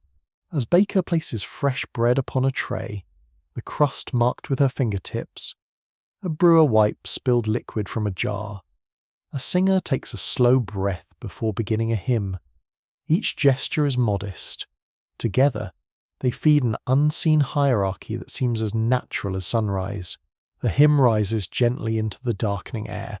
It praises abundance, protection, and the favor of the God who dwells within this house. The people listen from courtyards and lanes, some reverent, some tired, some thinking of children awaiting supper. In the sacred chamber, food rests before divine eyes. In the narrow homes beyond its walls, human beings prepare their own smaller meals. The smoke from both kitchens climbs into the same night. The first sound is a baby's cry, thin and sudden within a house of sun-dried brick. A mother shifts upon her mat, drawing the child close while dawn remains grey beyond the reed screen. Nearby, a father stirs, listening with tired affection and a little helplessness. Outside, another infant answers from another courtyard. Then a dog barks. A rooster scrapes dust beside a doorway. A baker strikes ash from an oven, and a potter calls for water. The city wakes through sound. You walk into streets now crowded with breathing life. Children chase one another around storage jars. Traders argue over fish still shining from the river. Mallets strike wood near a boat landing. Grinding stones rasp against grain. Women laugh while carrying water, their bracelets making small bright notes against their wrists. From a roof, someone sings while spreading reeds to dry beneath the sun. None of this seems threatening. It is life becoming abundant, stubborn, ordinary, and wonderfully difficult to silence. Houses have multiplied along the lanes. New walls press against older walls. Courtyards fill with baskets, sleeping mats, jars, animals, cousins, and children who regard quietness as an unreasonable adult invention. Smoke drifts above the roofs each morning, thicker than it once was. The fields beyond the gate stretch farther outward, drinking from channels maintained by more hands. The human world has become successful. In the ancient account called Atrahasis, preserved on clay copies from the second millennium before the Common Era, this abundance acquires a strange and terrible meaning. Assyriologists, including Benjamin Foster of Yale University, have translated the passage in which humanity grows numerous, and its collective sound rises toward the divine realm. The chief divine authority, Enlil, does not hear prosperity. He hears disturbance. He cannot sleep. You enter a high chamber where night should offer stillness. Fine woven curtains hang without moving. Oil lamps have been covered or dimmed. Servants withdraw quietly from the sleeping rooms, careful that their sandals do not slap against the floor. Cushions lie arranged around a raised couch. Everything has been prepared for rest, order, and dignified silence. Yet through the darkness comes a murmur. At first it is distant, almost gentle, like water flowing beyond a wall. Then you begin to separate its threads. Babies crying, mortars pounding, animals calling from pens, boatmen shouting through fog, workers singing to keep rhythm, lovers quarrelling, mothers calling children home, priests chanting, drums carrying across streets during a festival. A living population makes a living sound, and the sound reaches heaven like smoke. Enlil opens his eyes. The complaint placed in his mouth is not that humanity has committed murder, broken an oath, neglected an offering, or stormed a sacred gate. Their offence is less precise, which makes it more frightening. They have become too numerous. They are too present. Their voices, work, need, birth, movement, and ordinary insistence upon continuing have grown intolerable to a God who wishes for sleep. The human multitude has done what it was made capable of doing. It has endured. The notion is almost painfully unfair. A world requiring workers receives them, feeds upon their service, and then resents the evidence of their existence. Their grain is useful. Their offerings are welcome. Their hands remain necessary. but their numbers trouble the stillness above them.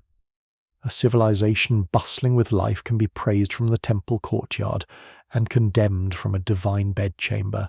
You pause beside a public oven as midday heat thickens. A girl waits for bread, rocking gently on her heels, humming a tune whose ending she keeps changing. Beside her, two old men debate the fairness of a grain measure with the grave intensity of kings discussing borders. A toddler, entirely unclothed and entirely pleased with himself, escapes from a doorway carrying an onion. His mother follows, calling sharply while neighbours laugh. Such noise is difficult to hate when you stand inside it. It is untidy, sometimes irritating and never grand. Yet it is also the sound of humans refusing emptiness. Each voice belongs to a body that hungers, worries, dreams, and wishes to remain. To silence the city would not mean calming an inconvenience. It would mean removing the singer, the infant, the bargaining merchant, the mother, the patient baker, and the absurdly victorious onion thief. A curious detail lies within the old tale. The term translated as noise may carry shades of uproar, clamour, or tumult, rather than simple loudness. Some readers have imagined a moral disorder hidden inside it, perhaps violence or rebellion disturbing the divine order. Others have wondered whether it reflects ancient anxiety about crowded cities and growing populations. The tablets do not quietly explain themselves. Their ambiguity leaves you listening for a crime that may be nothing more than being alive in large numbers. Scholars continue to debate precisely what the sound represents. Some interpret it as population growth, because the tale repeatedly joins human multiplication with divine attempts to reduce humanity. Others hear political unease, suggesting that an ancient audience might recognize the chaos of crowded settlements, unrest, and demands placed upon rulers. Still others emphasize theology, where mortal life threatens a sacred calm simply through its restless abundance. In the divine chamber, interpretation matters very little. Enlil rises from his couch and summons the great gods. Their council gathers without music or feast. Faces turn toward the speaker as he describes his sleeplessness, his agitation, the unbearable sound rising from the earth. His response is not to ask humans to soften their voices, shorten a festival, or move the livestock farther from heaven's bedroom window. He demands reduction. A sickness is chosen. The decision moves through the chamber with no human witness present. There is no messenger arriving at a city gate to announce that an infant's cry has been counted among the reasons for punishment. No household is permitted to argue that its laughter has harmed nobody. No worker may lift a cracked hand and explain that the city sounds loud because the gods required its effort. A divine command travels downward, quiet as dust settling upon a sleeping face. At street level, people continue through the afternoon without knowing their abundance has become an accusation. A brewer lifts a jar and smells the fermenting grain. A bride's relatives prepare food for a gathering. A father holds his son upon his shoulders so the child can see a procession passing beyond the crowd. Music plays from a shaded courtyard. The rhythm is light and cheerful, a small pulse inside the heat. Then illness enters. It does not arrive with banners. It moves from breath to breath, from touch to touch, through houses whose doors had remained open in neighbourly trust. A woman sets down her weaving because her head has begun to throb. A labourer beside the water grows suddenly weak. A child's laughter ceases beneath fevered sleep. At the shrine, worried families bring offerings and speak names through trembling lips. The city becomes quieter, but not peaceful. Sound withdraws in pieces. The hammer is absent from one workshop. The grinding stone remains untouched in one courtyard. A song fails to rise from one roof. Yet grief brings its own voice, low and bewildered, passing from house to house as people ask what offence has brought sickness upon them. The answer, hidden within the divine complaint, is unbearable in its simplicity. They were many. They were heard. Night comes again, spreading coolness over the crowded roofs. Oil lamps burn beside the sick. Relatives keep watch, dipping cloth into water, murmuring comfort, promising mourning, because promises are sometimes the only medicine available. Above the city, the stars appear serene, untouched by the human fear below them. In that serene darkness, a frightening thought takes root. Perhaps the deepest danger is not disobedience. Perhaps it is becoming impossible to ignore. A house stands at the edge of the sleeping city, built from packed clay and woven reed matting. Its outer wall holds the day's warmth, though the night air has cooled the courtyard stones. Inside, a lamp burns with a small, patient flame. Its smoke curls upward, carrying the scent of sesame oil and charred wick. A man lies awake upon a simple mat, listening to the uneasy breathing of his household. His name is Atrahasis. The name belongs to a man remembered for surpassing wisdom. Though he does not appear powerful in the ordinary sense, he commands no army. He sits upon no throne. He has no gold canopy protecting him from heat. He is a worshipper, a householder, a human being whose attention has turned toward a divine helper known for intelligence, deep water, and an inconvenient habit of compassion. The night surrounding him is unusually still. There are fewer voices in the neighbouring houses, fewer children stir behind the walls, fewer workers return late through the lanes, complaining softly about portions and supervisors. The city has learned fear through losses it does not understand. People have presented gifts, uttered prayers, washed their hands before sacred places, and searched their memories for neglected obligations. Yet the greatest danger has not been announced. High beyond mortal hearing, a divine assembly has reached a severe agreement. The presence of humanity will no longer be reduced through smaller punishments alone. The decision has hardened into something final, vast enough to empty streets, fields, shrines, and households together. Every breath upon the plain has entered the shadow of a command that no human ear is meant to hear. One god has sworn silence with the others. That oath creates a terrible boundary. To speak openly to Atrahasis would be to betray the divine council. To remain silent would be to abandon the one human listener capable of preserving life.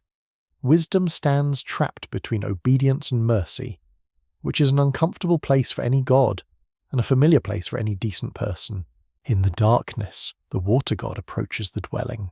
Perhaps you do not see him as a body moving through a lane. Perhaps he is present in the coolness passing through the reed screen, or in the faint ripple of water stored in a household jar. The tale leaves room for sacred mystery. What matters is that he comes close enough to deliver knowledge, but not close enough to admit he is delivering it. He does not call directly to the man. He speaks to the wall. Reed wall, listen. Clay wall, attend. The words enter the house like a breath moving through dry stems. Atrahasis lies motionless, though every part of him is suddenly awake. The command is addressed elsewhere, to material without blood, memory, or legal standing. A wall may receive a divine confidence. If a human happens to hear through it, perhaps the oath survived in form, even while its purpose quietly collapses. There is gentle absurdity in the method. Heaven has decided upon the destruction of humankind, and mercy enters through what sounds remarkably like a technical loophole. One imagines a divine council later demanding whether anyone warned the humans, while the compassionate God answers, with admirable calm, that he merely had a serious conversation with some household construction materials. The humour fades almost immediately. Atrahasis hears instructions that transform his home into a farewell. He must dismantle the dwelling that has sheltered his family. He must abandon possessions shaped by years of labour. The familiar walls, cool beneath his palm during summer heat, are no longer simply protection. Their reeds must become part of another structure, something sealed and buoyant, something made to survive water that has not yet appeared upon the horizon. The house listens. The man understands. A damaged clay tablet from the old Babylonian period preserves this haunting exchange. The composition was copied by a scribe named Kuaya during the second millennium before the Common Era.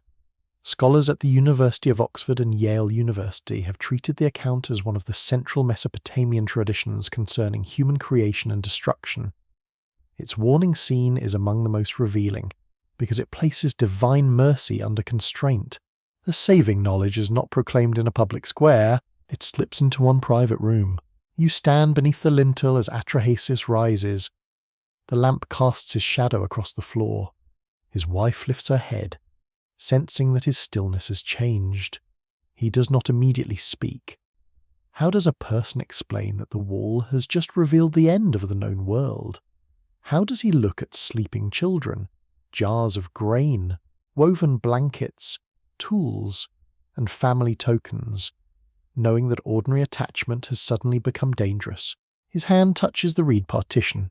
It feels dry, fragile, almost weightless. Reeds bend easily in the wind, yet they've carried something stronger than a royal proclamation. A message intended to evade divine law has crossed the narrow distance between silence and survival. The wall has become a witness, and Atrahasis has become burdened with information no one nearby has reason to believe. That may be the cruelest gift of knowledge. Knowing does not yet make rescue possible. It first separates him from everyone who continues living normally. At dawn, neighbours will open doors and sweep courtyards. Someone will mend a basket. Someone will prepare barley cakes. A child will beg to visit a cousin. A merchant will complain that fish prices are insulting. Atrahasis must move among these familiar acts, carrying a secret too enormous for casual speech. The instructions demand urgency, but urgency attracts questions. If he begins pulling apart his house, people will notice. If he gathers materials, hires workers, or redirects goods, people will ask why. A vessel large enough to protect life cannot be hidden beneath a mat. The warning saves him only if he can obey it without allowing suspicion, disbelief, or official interference to stop his hands. Some versions of the tradition provide him with a misleading explanation. He may tell his neighbours that his relationship with the ruling god of the land has become impossible, and that he must depart toward the watery realm of his personal protector. The deception is painful, yet fitting. A secret delivered indirectly must also be acted upon indirectly. Truth hides inside a story because open truth would invite ruin. Researchers continue to discuss the meaning of the wall address. Some understand it as a poetic method of preserving the god's oath while permitting warning. Others see ritual language, in which a message reaches the intended listener through the boundary of his house. A few interpret the scene as a reflection on wisdom itself. Knowledge belongs to those attentive enough to hear what power refuses to say plainly. The last interpretation lingers in the cool courtyard. Atrahasis has not been chosen because he conquered others.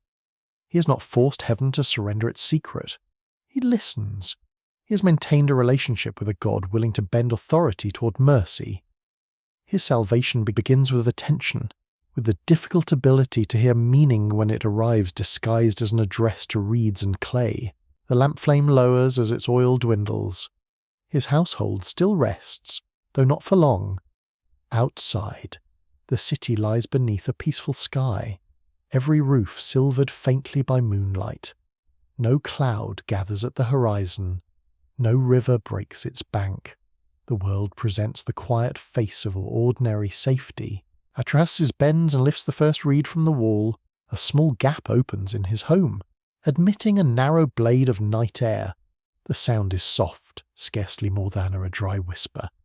Yet within that whisper rests a decision greater than any king's decree. The wall has heard. The human being will answer. A final rope is pulled inward, wet and dark against the palm. The entrance is sealed.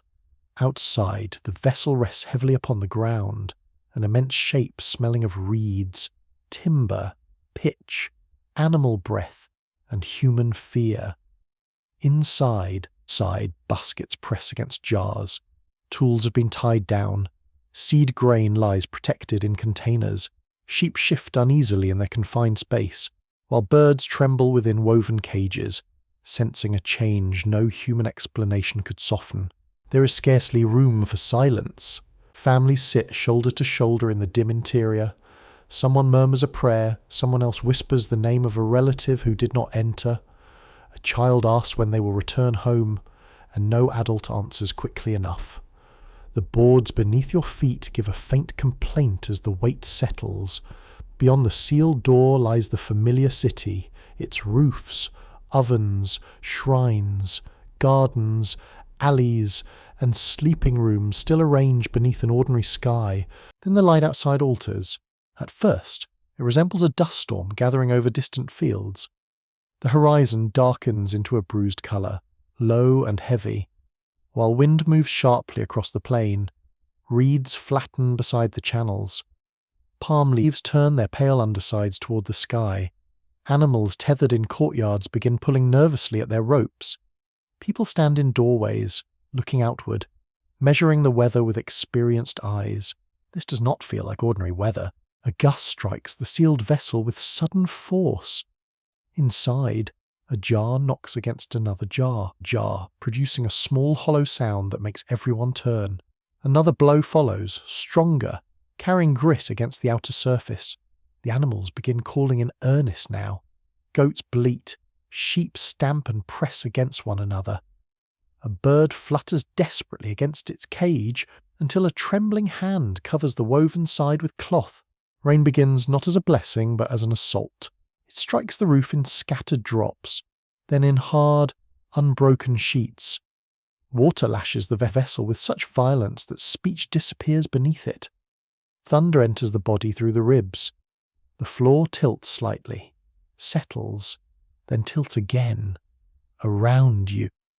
People grip ropes, posts, one another, anything steady enough to promise that the world still possesses a direction. The vessel moves. For a moment, the movement is so gentle that it seems imagined. Then the ground loosens its hold entirely.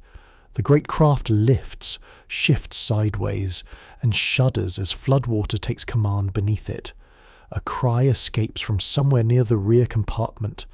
Several animals answer. A vessel built upon dry land now floats above streets, courtyards, graves, bread ovens, and thresholds whose owners had believed them solid. No one can see outside. The darkness is complete within the sealed hull, except for a few protected lamps that quiver against every violent motion. Their flames cast brief, uneasy shapes over faces pressed close together. One man keeps both hands against a supporting beam, his lips moving without sound. A woman braces her body around a child, shielding the small head whenever the craft slams downward. Another person retches into a bowl, then apologizes weakly, as though good manners still matter within the ending of the world. Perhaps they do. In the Sumerian flood tradition preserved through ancient fragments, the great boat is rocked by waves and storms for 7 days and 7 nights. The older account names the survivor Ziusudra, a king who endures the destructive waters. In the Babylonian traditions, the survivor bears other names, yet the terror remains strikingly close. Wind, torrent, darkness, a sealed vessel, and human life suspended above a drowned landscape. The first night does not feel like a night, because no moon marks it. There is only motion. The craft climbs upon a swelling rise of water, pauses with a dreadful lightness, then drops into a hollow with a crash that scatters bowls and frightened cries. Ropes strain, timber groans, pitch holds along the seams. That black, sticky substance gathered from the earth and worked into protection against water. Whoever first discovered that unpleasant tar could keep a boat alive deserves a place among civilization's more practical saints. Even if nobody wished to stand too near him in summer, during the second day, or what you hope is day, the air inside grows thick. Breath, damp wool, animal waste, oil smoke, sickness, and fear mingle together. Water must be rationed, though water pounds endlessly outside. Food must be given to creatures that cannot understand why the floor rises and falls beneath them. A young goat refuses to settle until an exhausted girl strokes its narrow face and sings softly through the thunder. The song lasts only a few moments. The storm takes it on the third passage through darkness. People stop speaking of return, a household that once measured time through meals, tasks, sunlight, and evening coolness now measures it through survival. A jar remains unbroken, a seam does not leak, a fever has not worsened. A child has slept for a little while. The mind becomes grateful for mercies small enough to hold inside one hand. The flood outside has no such tenderness. Water tears at walls softened by rain. Roof beams separate and drift like snapped reeds. Granaries burst open, spilling grain into a current that does not distinguish between food and mud. Sacred courts fill until offerings, vessels, stools, and door fittings rise together in swirling debris. Fields vanish beneath brown water. Boundary stones disappear. A city carefully shaped by thousands of daily choices becomes an invisible flaw beneath a violent moving surface. The later flood tablet from the Epic of Gilgamesh describes a storm so dense that one person cannot recognize another. Even the divine powers are pictured recoiling from what has been unleashed. They retreat upward in terror, shocked by the scale of the destruction they permitted. The image is deeply strange. Those who authorize ruin are frightened when ruin becomes visible. You feel the vessel turn under a new current. A beam cracks somewhere above, not enough to break, but enough to make every listener hold breath. Men move carefully through the dark, pressing hands against surfaces, searching for water entering through damage. A trickle appears beside a seam. Cloth is pushed into it. Pitch is warmed near a shielded flame and applied with shaking urgency. For several dreadful minutes, the lives within the vessel depend upon fingers working in near darkness while the flood strikes from every side. The leak slows. No celebration follows. Relief has become too tired for sound. The fourth and fifth stretches of darkness blur together. Sleep arrives in fragments, torn apart by impact. Crying animals, whispered prayer, or the sudden memory of someone absent. You picture streets beneath the water, although there is no reason to do so. The mind searches for familiar places because it cannot accept that they may no longer exist. A doorway, a grinding stone, a small clay figurine beside a sleeping mat, a neighbour's roof where dates were dried under sunlight. Each image rises, then sinks. Modern enthusiasts sometimes argue that ancient flood tales preserve one exact worldwide catastrophe, remembered unchanged across every culture. Historians and archaeologists remain far more cautious. Southern Mesopotamia knew severe river flooding, and memories of devastation could grow into sacred narrative over generations. Yet the scholarly discussion remains open concerning which experiences, landscapes, and literary choices shaped these particular accounts. A river flood may explain drowned homes. It cannot fully explain the feeling that the universe itself has withdrawn permission for human life. On the sixth passage through storm, the noise changes. The rain still pounds, but the vessel no longer seems to fight each wave with the same frantic violence. The rolling becomes broader, slower, as though exhaustion has entered the water itself. People notice gradually, not daring to trust the alteration. A man lifts his head. A mother loosens her grip around a sleeping child. Someone near the animals murmurs that the sheep have stopped crying. The absence of sound is almost frightening. Then comes another long interval, marked by dripping, creaking timber and the ragged breathing of those who remain alive. No horizon appears. No bird calls beyond the hull. No branch touches the vessel. There is only the knowledge that the storm once possessed overwhelming strength, and that now, perhaps, its hand is lifting. On the seventh day, a thin brightness finds its way through a carefully opened space. It falls into the vessel as a narrow line, pale and gentle, illuminating suspended dust and the wet cheek of a child who has forgotten how sunlight feels. Faces turn toward it slowly. No one cheers. The light is too tender, and the silence outside too large. Through the opening there are no city walls. There are no fields. There is water, lying beneath a washed sky, stretching outward until every familiar direction has been erased. The survivor looks across that terrible calm and understands that escape has not restored the world. It has only preserved witnesses, The vessel floats quietly upon a silence no living crowd could ever make. The brightness over the water grows stronger, not warmer. It reveals a surface scattered with floating reeds, fragments of roofing, broken jars, uprooted wood, and things the eye avoids naming. The vessel has ceased its violent movement, yet nobody trusts the calm. Calm has become suspicious. It resembles the silence of a courtyard where everyone has departed without gathering their sandals. At last the hull meets solid ground.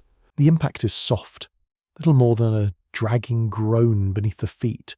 Still, every person within the vessel freezes. Animals lift their heads. A bird gives a sudden nervous flutter inside its cage. The survivors listen for another lurch, another surge, another command from the water. None arrives. The craft remains angled upon mud or rising earth, held gently enough to feel unreal. A sealed door is opened with difficulty. Fresh air enters first, cold and clean, washing through the crowded interior with almost painful sharpness. People draw it into their lungs as though breathing has become a forgotten privilege. Then light widens across faces, baskets, damp ropes, and animals blinking toward an unfamiliar world. A man steps outward carefully, testing the ground with one foot, then places his weight upon it. Mud receives him. There is no road, no threshold, no shaded wall against which a jar once rested. The landscape is stripped of familiar marks, reduced to waterlogged earth beneath an enormous sky. Every direction offers distance and uncertainty.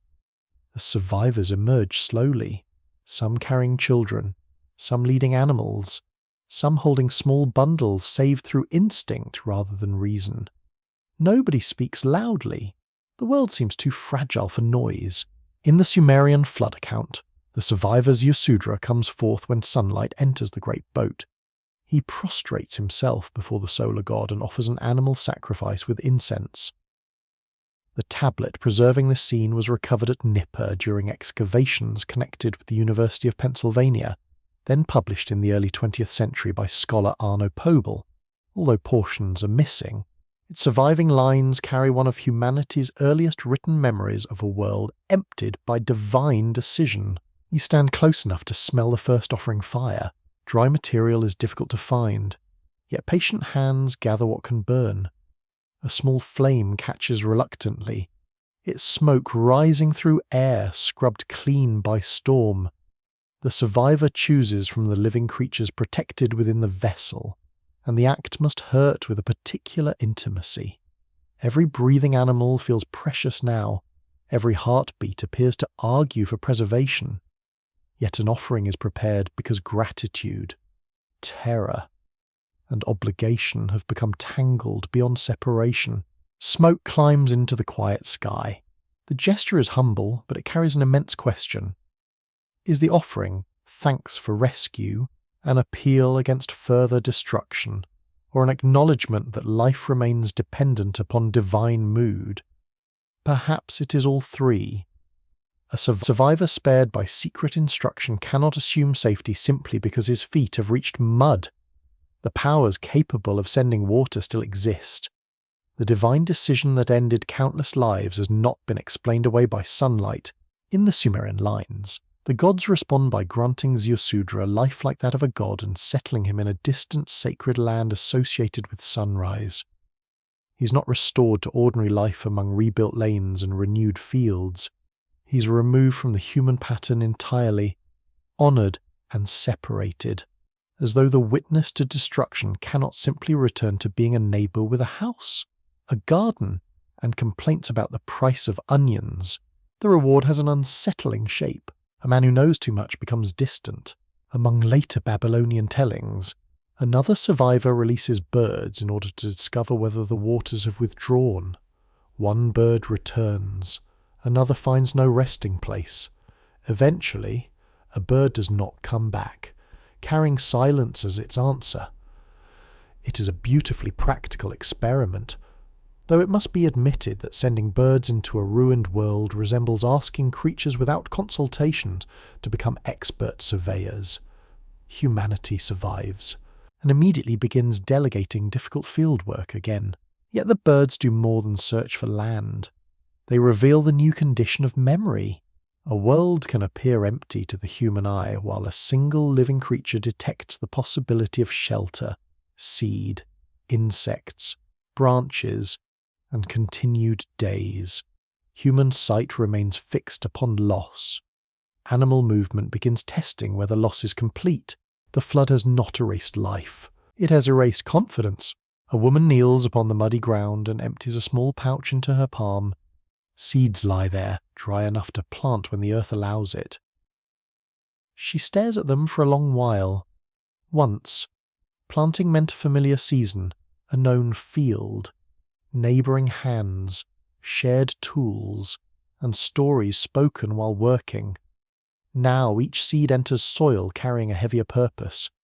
It is no longer merely food promised to a household. It is an attempt to persuade the world to begin again. A child finds a piece of painted pottery half buried in wet silt. The pattern is simple, a few lines made by someone whose name is lost.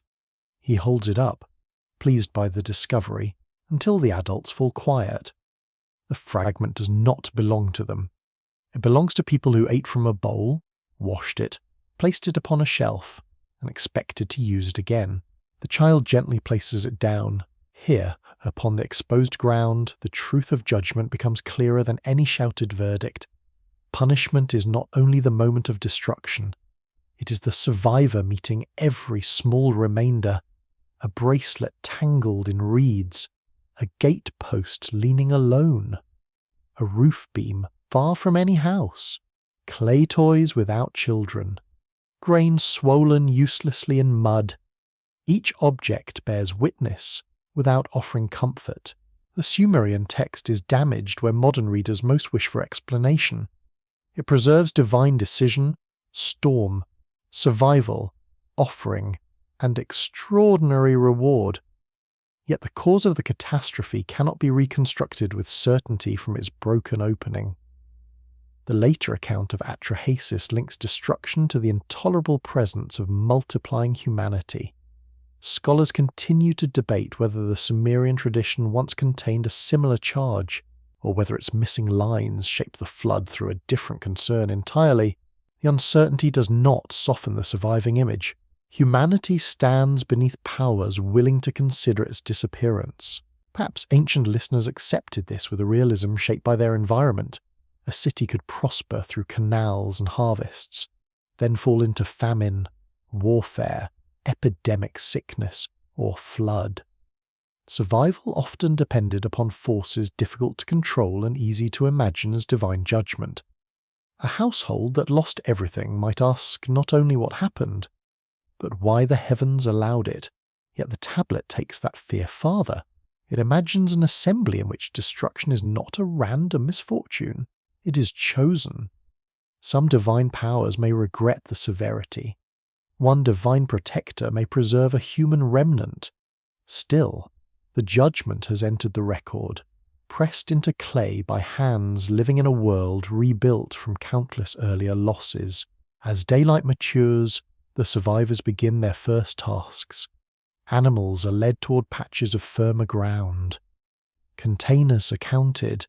The injured are tended. Children are kept close. A shallow shelter is attempted with salvaged reed bundles. Although the open sky makes every wall appear pitifully small, necessity moves them because necessity does not pause for grief. The offering smoke thins above them, fading into blue. No divine voice explains why some were permitted to stand upon mud while entire communities vanished beneath it. No heavenly messenger promises that innocence has been measured fairly. There is survival, and there is the knowledge survival carries. A species that has endured destruction cannot return to ignorance. Its hands may plant again.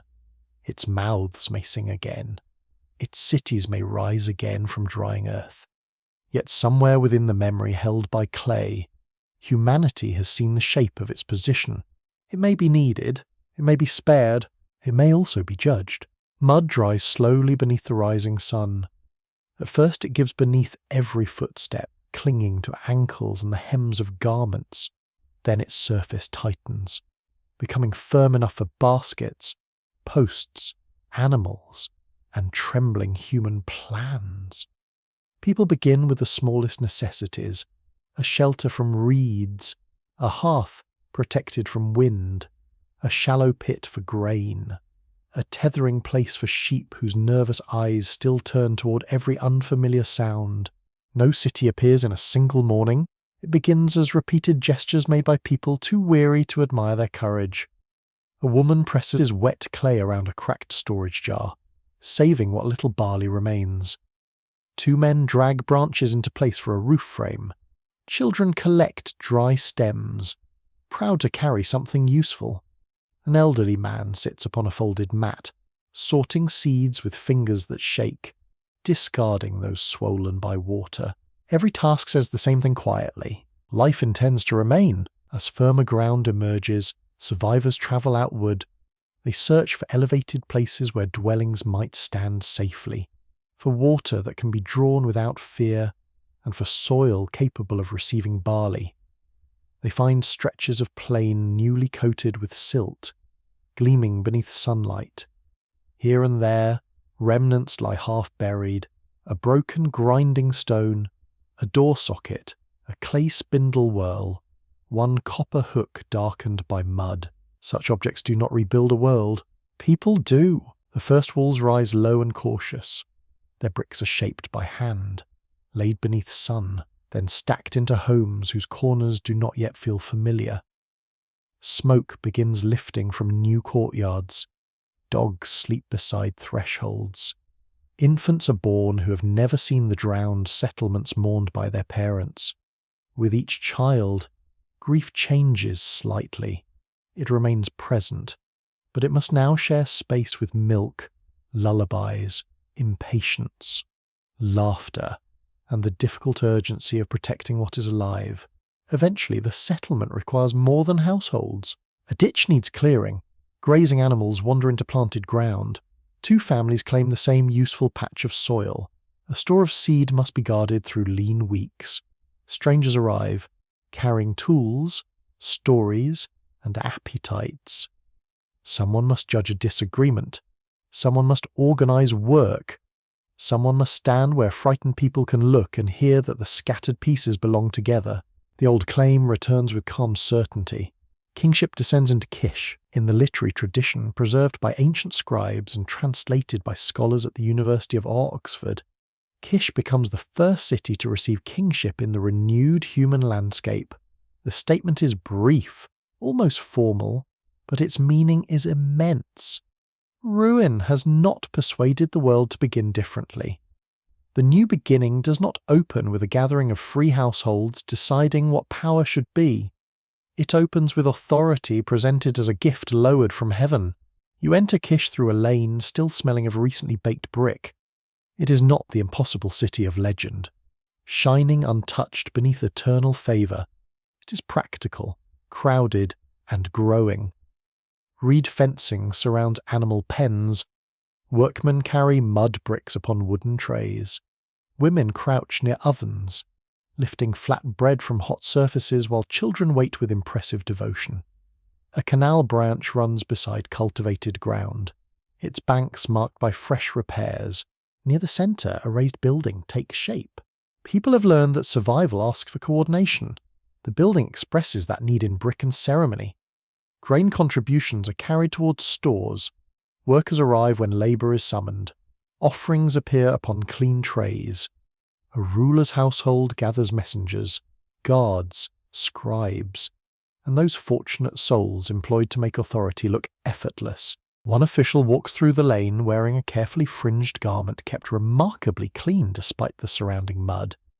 Several workers watch him pass with the fixed expression known to people who have been carrying bricks since sunrise.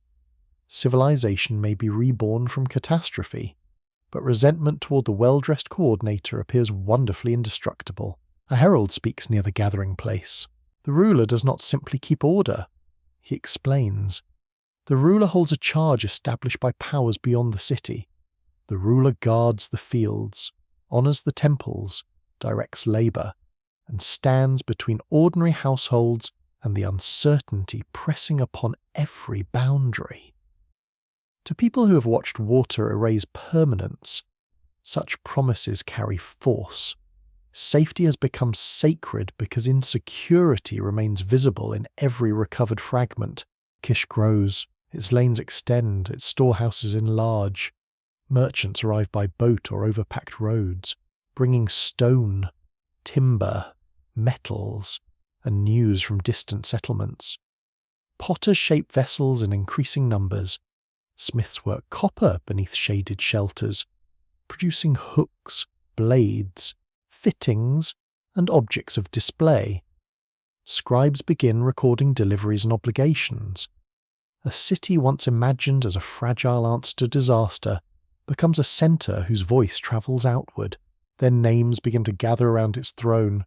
The early rulers of Kish receive unusually long reigns in the written tradition, though their durations no longer extend across the enormous reaches assigned to the most remote age. Among them appears Etene, remembered as a shepherd and as a ruler who establishes order across lands. Another tale imagines him rising toward heaven upon the back of a great eagle, while seeking a plant connected with birth. It is a curious royal journey, part ambition, part desperation, and perhaps the oldest reminder that even kings occasionally choose transport arrangements their advisors might not recommend. Beneath these marvelous names, history slowly becomes firmer. One ruler of Kish, Enmebarajesi, is known not only through literary memory, but through ancient inscriptions bearing his royal name. Fragments associated with him provide a rare point where a figure listed among early rulers touches material evidence from his own ancient world. The discovery matters because a procession of near-legendary kings begins to approach the ground of excavated reality. A name is pressed into an object, a ruler once breathed behind it. Yet even this steadier ground does not make the story simple. Researchers continue to dispute how the King List combines remembered rulers, symbolic reigns, local traditions, and political argument. Some understand the prominence of Kish as reflecting genuine early influence across southern Mesopotamia. Others emphasize that scribes shaped the sequence to support later ideas about rightful power. A remembered past can preserve history while arranging it into a useful lesson. The useful lesson is clear enough. Human society may be shattered, scattered, and remade from soaked earth. Households may begin again with trembling hands and baskets of saved grain. Children may grow where no street existed during their parents' youth. Yet once the first walls gather into a city, authority claims an ancient privilege. It does not present itself as a temporary answer to fear. It announces that heaven has returned what heaven intended humanity to live beneath. At sunset, workers leave the rising sacred building. Their feet are caked with drying clay. A mother calls two children away from the canal bank. A baker covers the final loaves of the day with a cloth. Beyond the houses, fields darken into broad, quiet shapes, each furrow representing effort, hope, and submission to the season. Near the central court, a lamp is lit for the ruler's household. Its glow is small against the deepening sky, yet people turn toward it as they pass. Some feel gratitude, some feel caution, some merely want food and rest. Still, the lamp remains visible above the mud brick walls, a point of order in a landscape once made uncertain. The waters permitted humanity to continue. Kingship ensures it continues in formation. Offering smoke climbs from a rough altar and enters the clean, emptied air. It carries the scent of roasted meat, singed reeds, damp wood, and fragrant resin rescued from a world still slick with mud. The survivors stand at a respectful distance, their faces thin with exhaustion. No one treats this meal casually. Food has become precious, livestock painfully few, and every flame seems to consume something that cannot easily be replaced. Yet the offering must rise. High above the ruined plain, divine attention turns toward the smoke. The ancient Babylonian account gives the moment an almost startling sharpness. The gods smell the savour and gather around the offering like flies. The image is not dignified. It is hungry, crowded, and faintly humiliating. Powers capable of commanding catastrophe appear. drawn urgently toward the first meal lifted from surviving human hands. You notice the silence among the people near the altar. They cannot hear the movement of divine beings. They do not witness the sudden gathering above the fragrant smoke, yet the tale permits you to see what they cannot. The vanished settlements have left no bakers preparing sacred bread, no brewers filling ritual jars, no herders selecting animals for divine tables, and no priests carrying meals into holy chambers. A world without humanity is strangely inconvenient for heaven. The realization drifts gently, yet it refuses to leave. Human life may have been condemned as troublesome, numerous, and impossible to quiet. Still, once its voices are nearly removed, an emptiness appears in the divine household. Worship requires worshippers. Offerings require cultivators, herders, cooks, carriers, and hands willing to place scarce food before unseen powers. The very beings judged excessive prove essential the moment their service disappears. A great mother goddess approaches the gathering. Her sorrow is expressed not through shouting but through memory. In the tale, she lifts a necklace associated with the disaster and declares that she will not forget those terrible days. The ornament glints with the peculiar cruelty of beautiful things connected with grief. Scholars have observed that fly-shaped ornaments existed in the ancient world, which makes the image more tangible and more unsettling. A small jewel can become an accusation worn against the throat. She grieves for the people lost. She also belongs to the order that allowed their loss. That contradiction feels painfully human. Even when placed among gods, regret does not undo consent. Tears do not restore those removed by a decision made in council. The survivors tending the fire remain unaware that sorrow has entered the divine gathering. They only know that the smoke rises, and that their future depends upon powers whose intentions remain uncertain. One authority arrives with anger still sharp. He sees that a human remnant has escaped the destruction intended to erase it. The survival of Atrahasis is not immediately received as a joyful mercy. It appears, instead, as a breach in the decision of heaven. Someone has revealed what should have remained secret. Someone has preserved the creatures whose abundance had become unbearable. The wise water god answers not by denying the rescue, but by challenging the severity of the punishment. Destruction of every household, every infant, every worker, every singer, and every patient keeper of fields has proved too great. A world cannot be corrected by emptying it completely. If humanity must remain controlled, then control requires a different design. Here, the hidden bargain becomes colder. Humanity will continue. Humanity will also be limited. In the surviving ending of Atrahasis, the divine solution turns toward birth, fertility, childhood, and the intimate hopes of families. Some women will not bear children. Some infants will not survive into adulthood. Certain women devoted to sacred roles will be separated from ordinary motherhood. The number of people upon the earth will no longer rise without obstruction. The sound troubling heaven will be restrained within the bodies and losses of human households. The decision does not fall upon an army. It falls upon cradles. You walk through a settlement slowly gathering itself upon higher ground. Near a doorway, a young woman folds a tiny woven garment and places it inside a chest. Her child has not lived long enough to wear it through a season.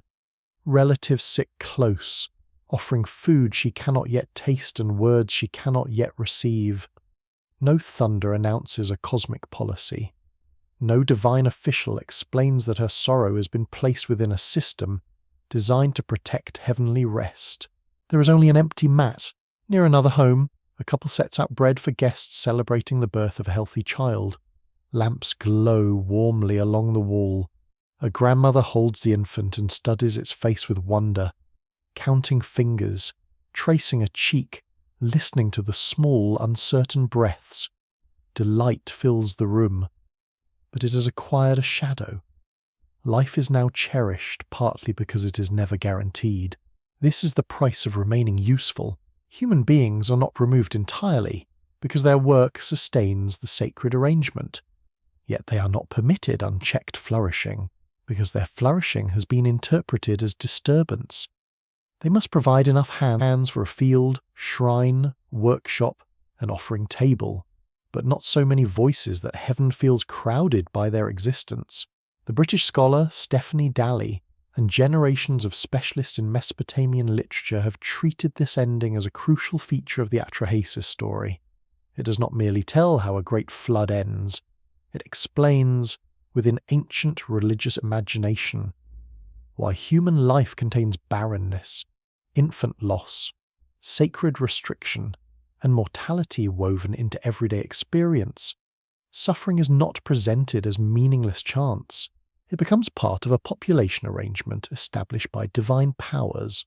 That explanation may comfort no grieving parent. It may instead deepen the wound.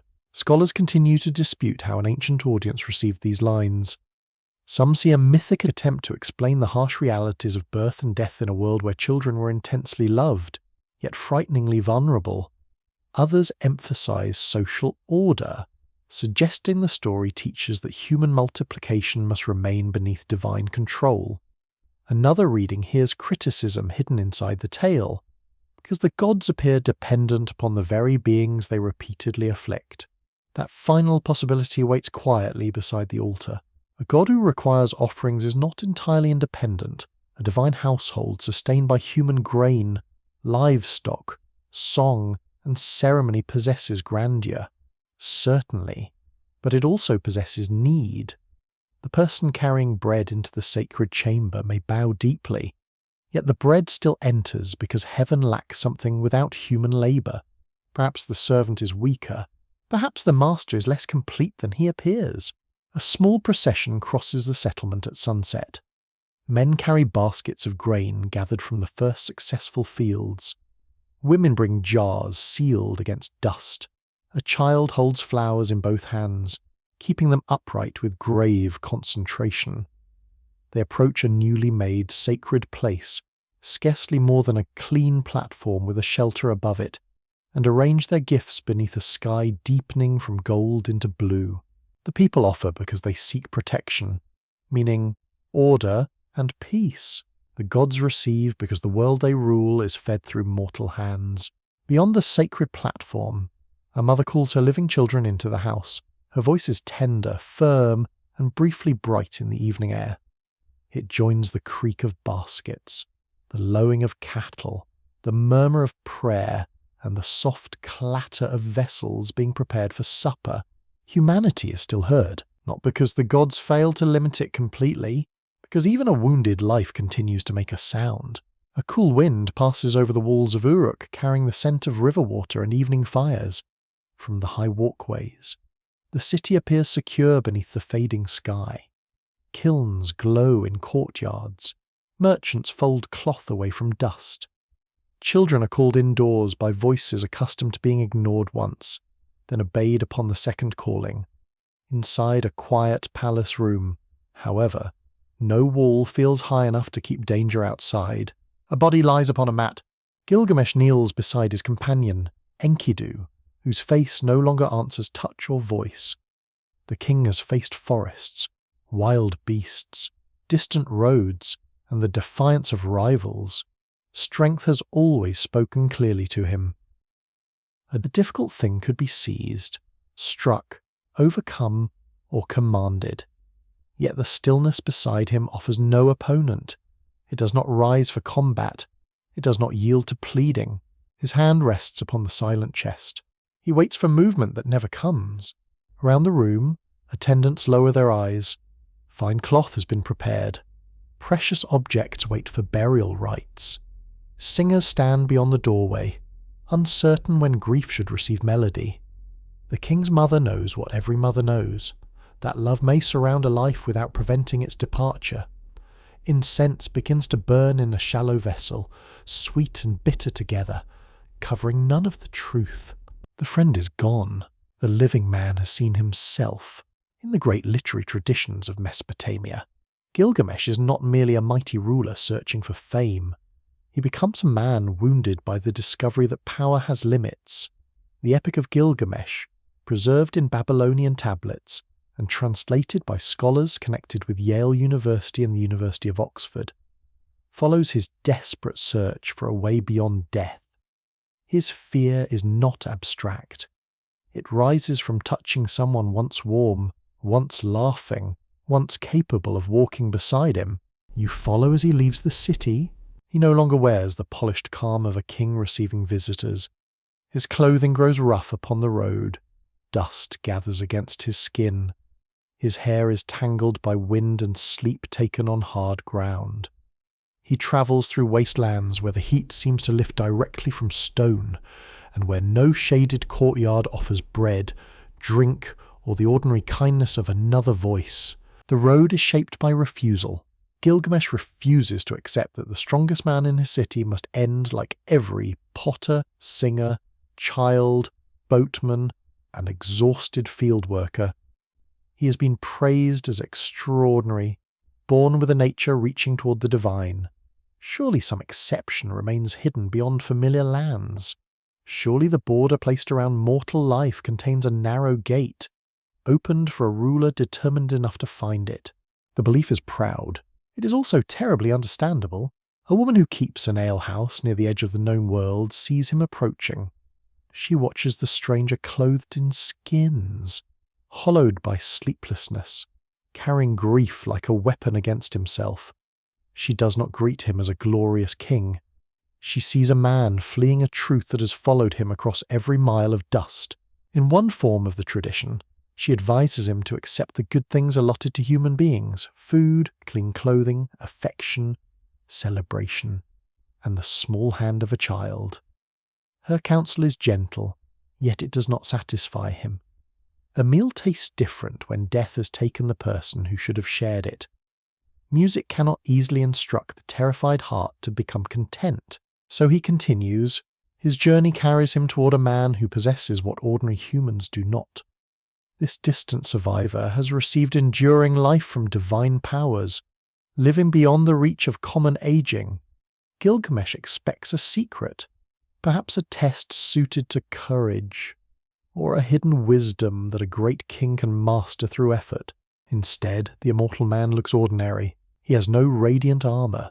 He does not tower above the traveler. He stands as another human figure might stand, with voice, memory, weariness, and a life prolonged by an exceptional decision that cannot simply be repeated.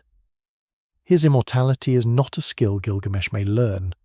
It is a privilege granted once, guarded by the very fact that it remains rare. The hero is tested through sleeplessness.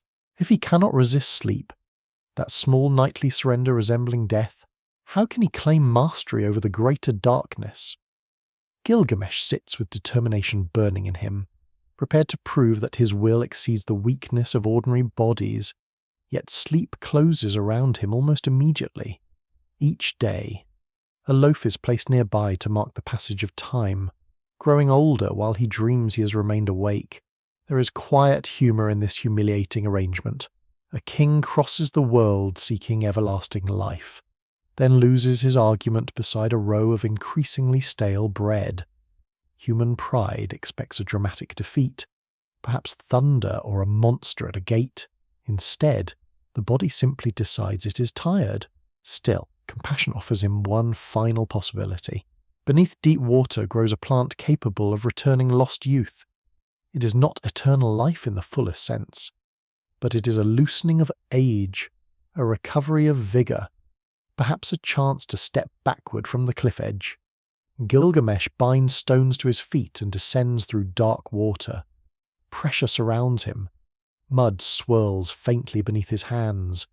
At last, his fingers close upon a thorny plant rooted where sunlight cannot reach. He rises with hope. For the first time since grief drove him from Uruk, his heart allows a gentler thought. He will not consume the plant selfishly upon the shore. He will carry it home and test its gift upon an elderly man. If it works, he will then take it himself. The king who began as a desperate seeker now imagines age reversed not only for his own body, but first for another human being. Perhaps suffering has opened generosity within him, During the journey home, he sees a pool of cool water and lowers himself into it. Dust releases from his skin. The relief must be exquisite, a rare moment when the aching traveller allows the world to soothe him. Nearby, the precious plant rests unguarded. A snake smells it, silently. The creature glides toward the plant, takes it, and withdraws. As it departs, it leaves its old skin behind. Gilgamesh emerges from the water refreshed in body and emptied in spirit. The object he crossed unbearable distances to obtain is gone. While a small creature seems to carry away the sign of renewal, the serpent does not look triumphant. That makes the loss worse. A quirky modern notion has occasionally encouraged people to wonder whether this plant concealed some real ancient remedy for restored youth. Forgotten among marsh herbs or desert shrubs, there is no reliable evidence for such an elixir. Its force belongs to story, where a prickly plant and a discarded snakeskin can express the terrible nearness of what human beings desire most. Scholars still discuss how the different Gilgamesh traditions shape mortality. The Sumerian composition concerning his death speaks bluntly of the fate belonging to a human being, even one of remarkable standing. The later Babylonian epic places emotional weight upon quest, failure, and return. In both, greatness does not cancel the boundary. It only gives the man enough awareness to feel its edge. You stand upon the road as Gilgamesh sinks to the ground. Tears fall freely now. He does not weep only for a stolen plant.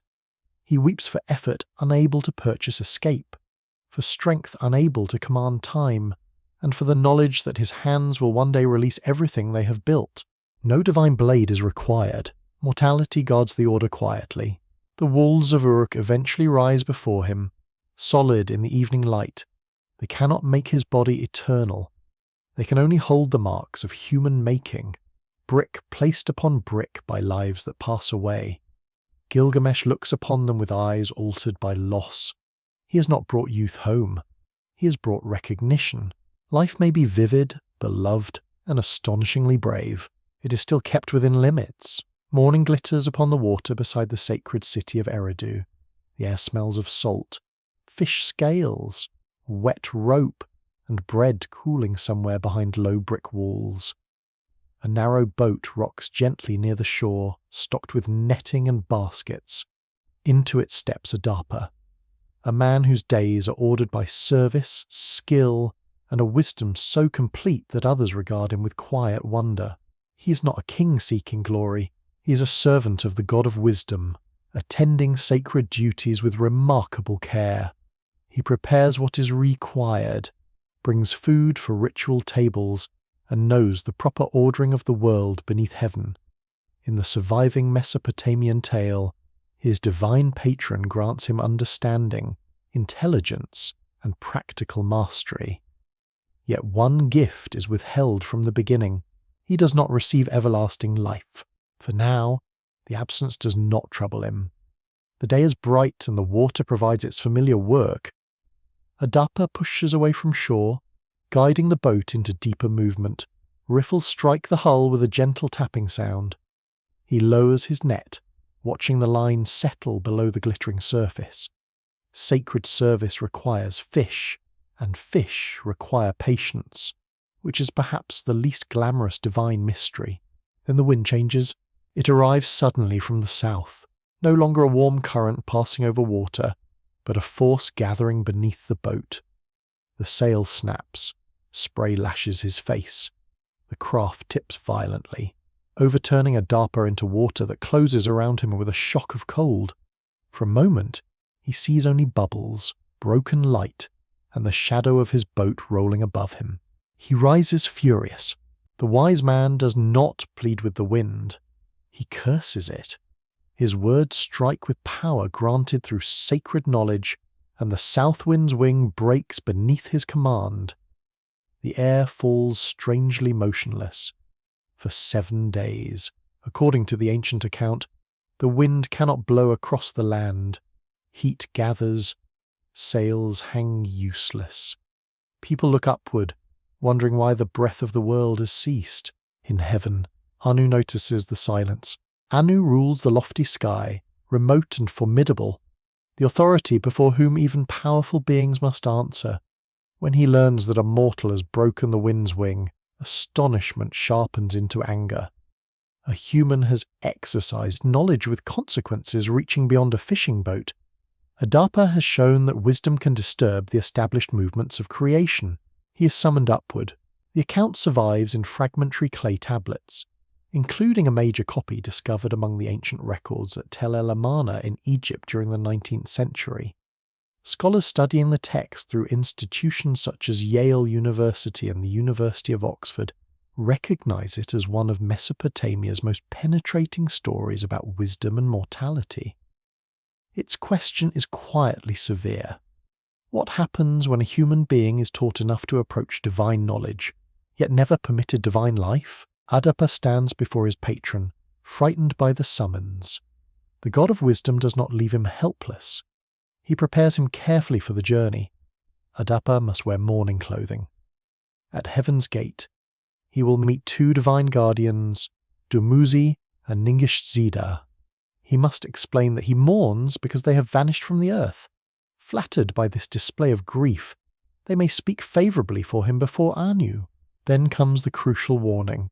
When Adapa enters the heavenly presence, chief food will be offered. He must not eat it. Water will be offered. He must not drink it. These, he is told, are the food and water of death. A garment may be accepted, oil may touch his skin, but bread and drink must be refused without hesitation. Adapa listens as a faithful servant listens. The instruction comes from the very source of his wisdom. To doubt it would mean doubting this guidance that has shaped his whole life. He has no reason to imagine that protection might conceal a boundary, or that a trusted god might guard him from danger by guarding heaven from him. The ascent begins. You feel the air cool as the earth sinks away beneath his feet. Fields become narrow markings along the plain. Water gleams like metal. Roofs compress into a faded pattern of brown squares. Higher still. The familiar world loses sound entirely. There is only height, brightness, and the steady fear of a man summoned into a place where mortals do not naturally stand. At the heavenly gate, the guardians question him. Adapa lowers his eyes and speaks with careful sorrow. He wears mourning because two divine beings are absent from the earth. Dumuzi and Ningish-Zida are pleased by his answer. His courtesy works. His manner softens them. They lead him inward and speak kindly in his favour. The heavenly court is vast, still, and painfully clear. Light seems to rest upon every surface without flame or shadow. Anu regards the mortal standing before him and asks why he has broken the south wind. Adapa explains that he was fishing for his divine lord when the wind threw him into the water. In rage, he spoke the curse that damaged its wing. The guardians support him. Anger eases from Anu's face. Yet another feeling takes its place. Surprise, perhaps. Curiosity, a measure of reluctant admiration. Here stands a mortal already instructed in the patterns of heaven and earth. He possesses extraordinary understanding, unusual power, and the manners required to survive a divine audience. What remains to separate him from the gods? Anu orders that food be brought. It is the food of life. Adapa sees bread placed before him, fragrant and soft, more perfect than any loaf served upon an earthly table. His body may hunger after fear and travel. His heart may recognize hospitality in the offering. Still, the warning remains louder than appetite. He folds his hands and refuses. Water is presented in a shining vessel. It is the water of life. Coolness gathers upon the cup. One drink might cross the boundary every human fears, lifting his body beyond decay and ending the old separation between wisdom and endurance. Yet Adapa remembers the voice he trusts. He declines again, obedient, cautious, and entirely mistaken. A garment is brought, and he accepts it. Oil is brought, and he anoints himself. Anu watches with growing disbelief. The heavenly ruler had offered what humanity lacks most deeply, and the human guest has refused it with excellent manners. In the ancient telling, Anu responds with laughter, not the laughter of joy, but the astonished laughter drawn from an act too tragic to comprehend immediately. Why has he not eaten? Why has he not drunk? Adapa answers simply. His lord instructed him not to do so.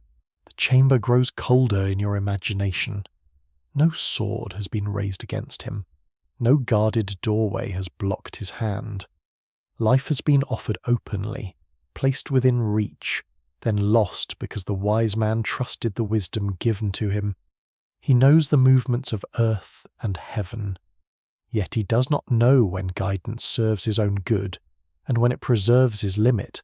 That is the wound. A popular fringe reading portrays Adapa as evidence of an ancient secret class of engineered servants denied biological advancement by superior masters. Archaeology offers no support for such a literal claim. The tale needs no hidden machines to disturb you. Its power lies precisely in its human simplicity. A loyal person obeys the authority he loves, and only then discovers what obedience has cost. Researchers still disagree over the divine patron's purpose. Some believe he deliberately deceives Adapa so no mortal can enter everlasting life. Others suggest he sincerely expects deadly offerings, misjudging Anu's softened mood. Still others see the tale as a warning that wisdom itself cannot conquer mortality. The clay preserves the loss more clearly than it preserves the motive. Adapa is sent downward. The city appears again beneath him, its smoke, canals, roofs, and shining water unchanged by the offer he refused. People will honor his wisdom. Priests may remember his skill. Sacred duties will still receive his careful hands.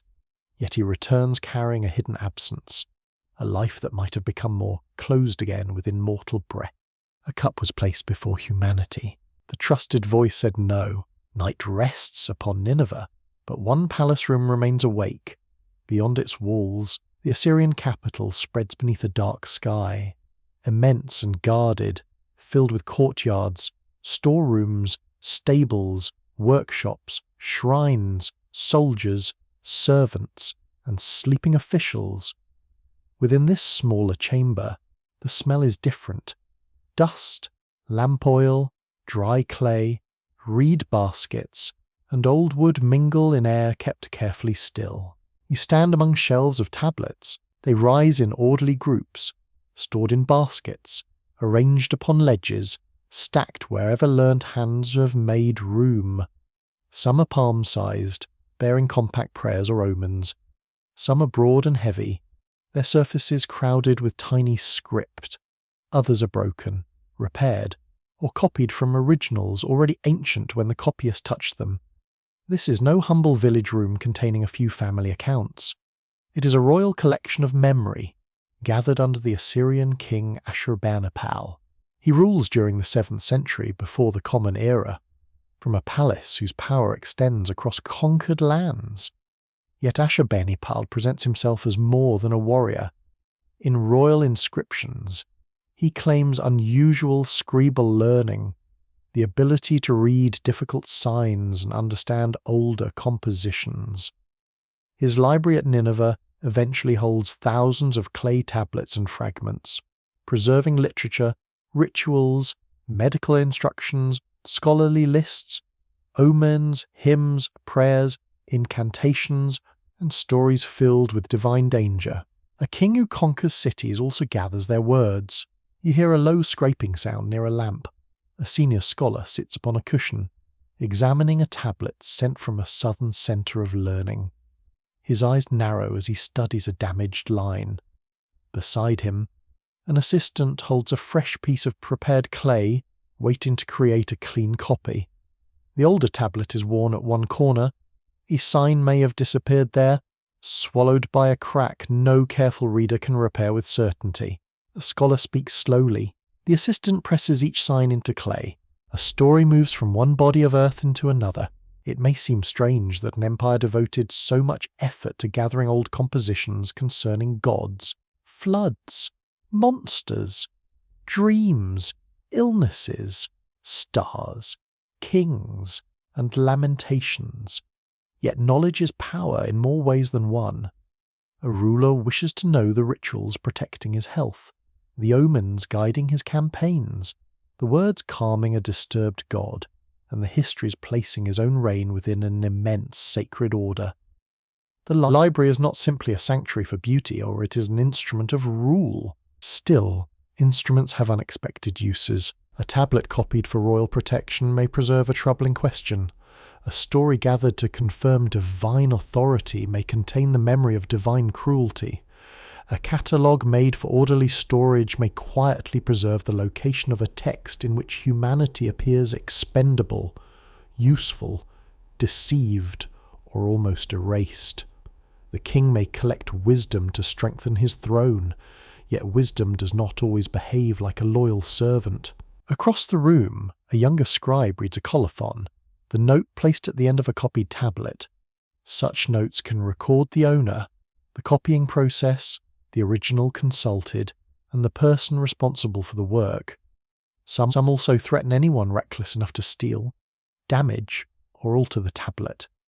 The offender may be denied blessing, cursed by a god, or punished in language remarkably fierce for a missing library item. You almost smile. Long before overdue notices and disapproving librarians, learned households understood that people could be distressingly casual with borrowed reading material. The humour passes, leaving respect behind it. These warnings reveal how seriously tablets were valued. A composition might require specialised training to read and years of patient copying to preserve. A single stolen tablet could remove a ritual sequence, an astronomical series, or the only reliable version of a difficult tale from a collection. Words written in clay survive fire and burial surprisingly well, but they remain vulnerable to carelessness, politics, and the simple human temptation to place something in the wrong basket. You move deeper into the room, where tablets from Babylonian cities have arrived under royal authority. Some were requested from temples and scholarly families. Some may have been copied and returned. Others entered imperial collections under circumstances less courteous, since powerful kings rarely separate learning entirely from possession. The shelves hold voices gathered from far beyond Nineveh, voices older than Assyria's present splendour. Among them rest stories no royal command invented. Here is a narrative of a wise man called toward heaven and deprived of endless life. Here are lines describing a survivor who escapes a divinely ordered flood. Here are accounts of creation shaped by labour, usefulness, noise, and limits placed upon mortal flourishing. The stories differ in language, age, and emphasis. Yet together they form a quiet archive of unease. The scribes do not need to rebel openly. They need only copy accurately. A scholar bends over a tablet describing the council of divine beings. His duty is exactness, not public outrage. He checks a sign, consults another version, then corrects the copy with a neat impression along the margin. He may believe completely in the sacred order described within the composition. He may never imagine that a listener from a distant age will treat its lines as evidence of a human wound. For him, the work is learned service, worthy because it preserves inherited wisdom. That is enough to carry dangerous memory onward. The British Museum preserves large numbers of tablets recovered from Ashurbanipal's library by 19th century excavators at Nineveh. Among those fragments were portions of the Epic of Gilgamesh, omen collections, ritual texts, lexical works, and many compositions whose broken surfaces still occupy specialists today. These finds confirmed that royal Mesopotamian libraries were not filled only with flattering praise. They preserved complex traditions, including stories in which divine intentions are uncertain, divided, or terrifying. A lamp is refilled beside you. The flame brightens, spreading gold across the rounded edges of tablet stacks. One shelf bears labels to guide retrieval. Another contains material awaiting sorting. A scholar with aching shoulders rubs his eyes, then returns to a difficult series of signs. His work is quiet enough to appear harmless, yet every copied line resists oblivion. Researchers still discuss the purpose of Ashurbanipal's great collection. Some emphasize the king's sincere scholarly identity and desire to gather the most valued learning of Mesopotamia. Others stress imperial control. since collecting prestigious knowledge from subject cities displays ownership of their traditions as well as their land. Perhaps both are true. A ruler may love wisdom and still wish to possess it. Outside, the palace guards pace beneath the moonlight. Their spears protect the king's treasures, his household, his inscriptions, and the tablets stored in learned rooms. They may imagine that everything within these walls serves royal strength. In one sense, it does. The collection proclaims mastery over the memories of ancient cities, yet the clay carries loyalties older than kings. It remembers divine counsels that no ruler can fully soften. It remembers human beings judged troublesome, created for burdens, withheld from enduring life, and preserved only through warning and accident. No scribe needs to whisper conspiracy into the lamp smoke. No hidden brotherhood needs to protect a forbidden truth. Ordinary discipline is sufficient. A hand copying inherited words can preserve an accusation more enduring than a shouted revolt. You listen to the last tablet being placed upon a shelf. The sound is gentle, a dry touch of clay against wood. In that modest sound, a memory has escaped disappearance once again. A woman stands at the edge of a ruined sanctuary holding a small bowl in both hands. Ash has settled upon her hair. The bowl contains flour and oil, a modest offering prepared from supplies her household can scarcely spare. Around her, the sacred courtyard has lost its dignity. Brickwork lies scattered in heaps. Door fittings have been torn away. Smoke has darkened walls once washed clean for festival days. Still, she brings food. The divine image is no longer visible within its chamber. Its attendants have vanished or scattered. The musicians who once filled the air with ordered praise are silent. Yet the woman kneels where the threshold used to be and places her bowl upon broken ground. Her gesture is careful, almost tender, as though the shattered place might still feel neglect. You understand something painful in her movement. She does not serve because the arrangement has protected her. She serves because service has shaped the meaning of her life. The city surrounding her is imagined during the terrible aftermath of conquest and collapse. Its streets once carried traders, craftsmen, priests, children, livestock, officials, singers, and families returning home beneath evening lamps. Its sacred center proclaimed prosperity and divine favor. Then the order failed. Enemies entered, houses burned, people were carried away. The city's confidence dissolved into dust. Among the most powerful literary responses to this disaster is the ancient lament for Ur. Copy of the composition were preserved through scribal learning, and scholars at the University of Oxford and the University of Pennsylvania have studied the tradition shaped around the city's destruction. Its sorrow does not rest only upon military defeat. The poem imagines that the city's fate has been decided within a divine assembly, where a decree of ruin cannot be turned aside. Even the goddess of the city mourns. You see her in the mind's dim theatre, standing over the sacred place entrusted to her care. She grieves for houses silenced, families broken, and streets where death has entered like a bitter wind. She pleads for the city. She seeks to soften what has been ordered. Yet the decision remains fixed. A goddess may love her people, and still possess no power to rescue them from the greater structure above her. That detail changes everything. Human suffering does not arise only because people have failed a divine master. Sometimes, within these ancient songs, the beloved protector also weeps while the decree descends. The worshipper and the goddess occupy different levels of existence, yet both remain beneath an order neither can fully alter. The woman placing flour upon ruined brick may be serving a deity who is grieving beside her. The sacred system has begun to look less like comfort. It looks like captivity arranged in layers. A wind moves through the broken court, carrying powdered ash across the woman's offering. She lifts one hand to shield the bowl, though no ceremony remains to receive it. This is not foolishness. It is loyalty surviving the collapse of its explanation. Her mother taught her where offerings belonged. Her childhood knew the sound of hymns. Her marriage rites may have called upon sacred favor. Her children's names may honor divine care. To abandon the god completely would be to abandon portions of herself that still remain standing. So she returns to the broken threshold. A lesser pain might be answered with anger. A greater pain can leave a person continuing old gestures because nothing new has yet become bearable. She measures flour. She pours oil. She bends her knees upon debris. This deity she honors may not have prevented destruction, but the absence of that deity would make the silence larger still. Nearby, a young man walks through the remains of a household shrine. He finds a small figurine beneath fallen plaster, chipped at the shoulder but otherwise whole. It may represent a protective presence once placed where the family slept, ate, argued, recovered from illness, and welcomed guests. He brushes dust from its face with his thumb. He cannot decide whether to curse it or carry it.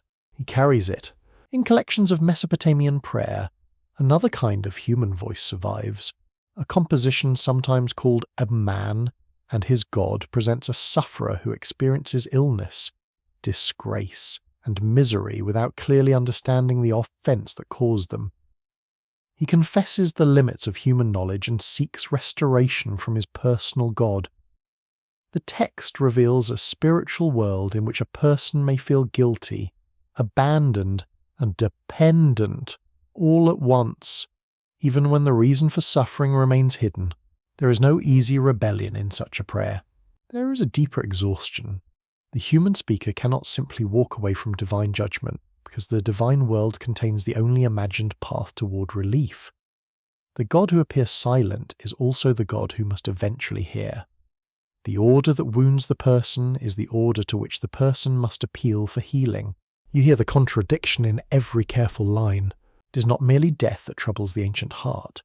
Death is terrible, certainly. The grave takes warmth, voice, touch, appetite, memory, and the body once known by those who loved it. But another sorrow reaches into daily life long before burial.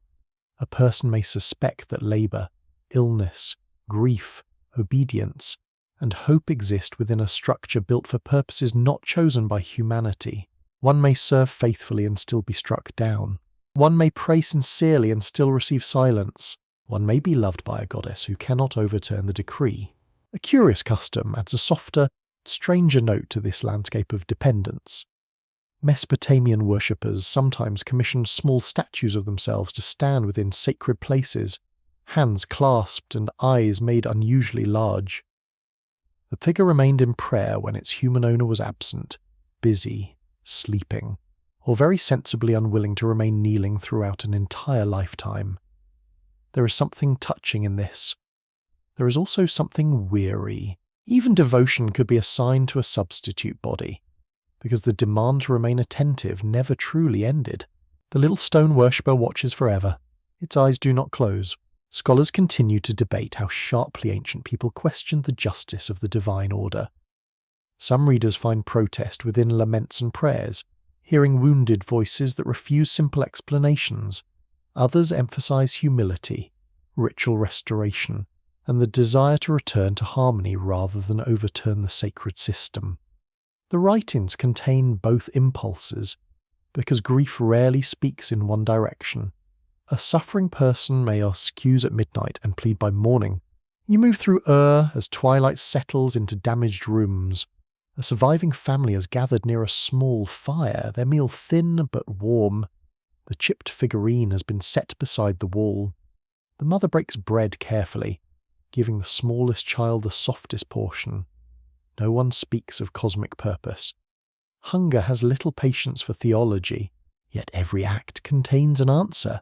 They prepare food, though abundance has failed them. They shelter one another, though divine protection proved uncertain. They carry a sacred image, though the sacred world did not spare their home. Their lives remain woven into an order they cannot approve fully and cannot easily leave. Perhaps the gods did not need to erase the truth from clay. Perhaps the truth was harder to endure when kept visible. Human beings may discover that they are useful to powers above them. They may discover that their suffering serves arrangements they did not design. They may discover that even the gods they love are unable, or unwilling, to release them from the pattern. And still, in a darkened ruin, someone places bread upon the threshold, not because the answer has come, because the question remains alive. Dust falls from the edge of a tablet fragment beneath the lightest touch of a brush. The room is quiet enough for you to hear the bristles crossing baked clay. Outside, the afternoon may be bright, noisy, full of ordinary movement. Inside this excavation house, the world has narrowed to a tray lined with cloth, a magnifying lens, and 3 broken pieces of writing whose edges do not quite meet. A scholar lifts one fragment carefully. Its surface is no larger than 2 fingers laid together. Several signs remain clear, cut deeply enough to survive burial. Near one corner, however, the clay has sheared away. A sentence begins, turns toward meaning, and vanishes exactly where certainty would be most welcome. The missing portion may have contained a divine name, a reason, an instruction, or a simple grammatical ending. Clay preserves. Clay also withholds. On a nearby table lie photographs, hand copies, notebooks, and a shallow box containing further fragments from the same ancient mound. Each piece has been cleaned, numbered, measured, and compared. The process is patient because haste can create false unions. 2 tablets may share colour and thickness without belonging together. 2 phrases may sound similar while carrying different intentions.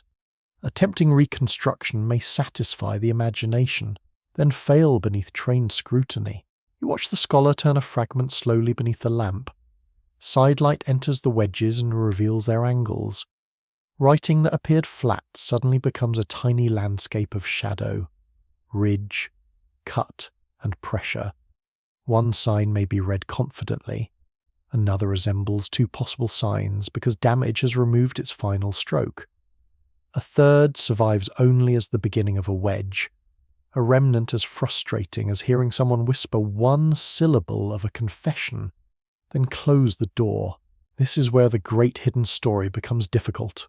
Ancient texts do not arrive as clean volumes complete upon a quiet desk. They emerge from broken rooms, discarded tablets, collapsed libraries, temple quarters, school exercises, and debris spread through soil by time. Some compositions survive through several copies, each preserving lines lost in another. Others endure in a single injured witness, leaving modern readers to stand respectfully before silence. At Nippur, excavations conducted by expeditions connected with the University of Pennsylvania uncovered an enormous body of Sumerian writing. Among the recovered tablets were literary compositions, school texts, hymns, myths, and the damaged tablet carrying the Sumerian flood story of Ziusudra. That tablet gave the modern world a precious early version of destruction and survival. It also gave scholars a text with large absences at crucial places. The beginning is especially wounded. You imagine the first missing section as an empty stretch of wall in a painted chamber. Figures remain on either side. You can see divine conversation taking place. You can see human kingship, storm, boat, sacrifice, and reward within the surviving design. Yet the central cause may once have stood in the space now scraped bare by centuries. Was humanity judged for noise? Was destruction decreed for another reason? Was the flood simply accepted as a divine event whose motive required no explanation? No careful scholar can fill a hole merely because the question feels urgent. Across the room, a young researcher has arranged several translated editions side by side. Their lines do not always match. One translator chooses a word expressing destruction. Another prefers removal. One reads divine action as deliberate judgment. Another leaves it more restrained because the sign remains uncertain. Every choice changes the atmosphere slightly. A single, restored verb can make the gods appear merciful, indifferent, furious, or merely administrative. There is an odd, almost charming truth about the profession. Scholars who spend their lives reading declarations by immense gods may devote entire afternoons to arguing over a damaged wedge smaller than a grain of barley. Empires fall, oceans rise, mortality closes around humanity, and still two learned people must politely disagree about whether a mark is a bird sign or an accidental scratch. Yet that argument is honourable. It guards the boundary between evidence and desire. Some tablets place a sharper charge before humanity. The Babylonian Atrahasis tradition makes human increase and human clamour central to the divine response. Other compositions speak of creation for labour, the loss of life without end, or suffering placed within a sacred order whose justice remains elusive. When these works are read together, a pattern appears, but a pattern is not identical to a single secret statement hidden in one missing line. The pieces lean toward one another. They never become a confession signed by heaven.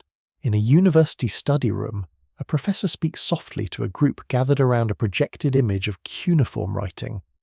She explains that Mesopotamian literature was copied, revised, translated, and adapted across many centuries.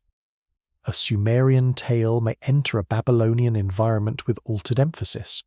A character may acquire a new role. A catastrophe may gain a new explanation. Tradition does not remain frozen. It moves through human needs, political realities, religious thought, and the creative intelligence of scribes. A listener asks whether the gods were meant to seem cruel. The professor pauses. That pause is more valuable than a swift answer. Researchers continue to debate whether these stories contain criticism of divine rule, acceptance of cosmic order, or both at once. Some readers hear ancient people struggling against the injustice of suffering. Others hear a religious imagination seeking to place suffering within an ordered universe, however severe that order may seem. Still others suggest that the stories allowed listeners to voice fear safely, by placing their worst suspicions inside narratives recited beneath sacred authority. Perhaps a myth can obey and accuse in the same breath. You return to the tablet tray. One fragment contains lines copied by someone who never knew your questions. His work may have been performed during schooling, ritual preparation, or learned collection. Perhaps he was bored that day. Perhaps his reed slipped slightly when a teacher passed behind him. Perhaps he felt reverence as he formed the name of a god. His motives have disappeared, while his marks continue attracting eyes from a world unimaginable to him. There is humility in that distance. Modern readers bring their own hunger to ancient clay. They wish to uncover a message clean enough to carry away. The gods feared human freedom. The gods concealed immortality. The gods created servants. The gods punished knowledge. Such ideas gather power from the texts, but the tablets refuse to become simple witnesses for a single verdict. They remain multiple, damaged, poetic, solemn, and occasionally contradictory. Truth does not always survive as a sentence. Sometimes it survives as pressure. You feel it in the repeated unease surrounding human life, hands made for service, voices treated as disturbance. A survivor warned through concealment. A wise man taught enough to serve heaven, but not enough to keep the offered bread of life. A grieving city pleading beneath a decree it cannot reverse. None of these fragments alone declares an erased human truth beyond dispute. Together they leave a shape in the dust. It is the shape of a species wondering whether the order above it deserves trust. It is the shape of labour offered upward, grief carried silently, and limits defended by powers portrayed as both dependent and remote. It is the shape of human beings learning that sacred authority may explain suffering without making suffering just. The scholar lowers the fragment into its padded tray. Her hand withdraws slowly, leaving the clay undisturbed beneath the lamp. She has not solved it tonight. No newly joined piece has supplied the missing line. No translation has quieted every disagreement. The accusation remains suspended, neither proven like an account of grain nor dismissed like an idle tale. Outside, daylight begins to fade. Inside, the broken signs hold their positions. They do not tell you everything. They tell you enough to remain uneasy. Moonlight settles across the ruined mound with a colour softer than silver. The day's heat has withdrawn from the broken earth, leaving a coolness that touches your face and hands. Nothing rises here with the proud height once intended by builders. Walls have melted into sloping ridges. Courtyards have become shallow depressions filled with dust. Streets once pressed by sandals, hooves, carts, and ceremonial footsteps now lie folded beneath layers of silence. You stand where a city once believed itself permanent. A nightbird calls from somewhere beyond the excavated trenches. Its voice passes briefly over the sound, then disappears into the broad darkness. Near your feet, a shard of pottery catches a little moonlight. It is plain, useful, unadorned, the remnant of a vessel once held against someone's hip or placed beside someone's meal. Farther along, fragments of brick mark the outline of a building reduced to geometry and earth. There is no great revelation written across the sky, only remnants. A low shelter protects several objects uncovered during excavation.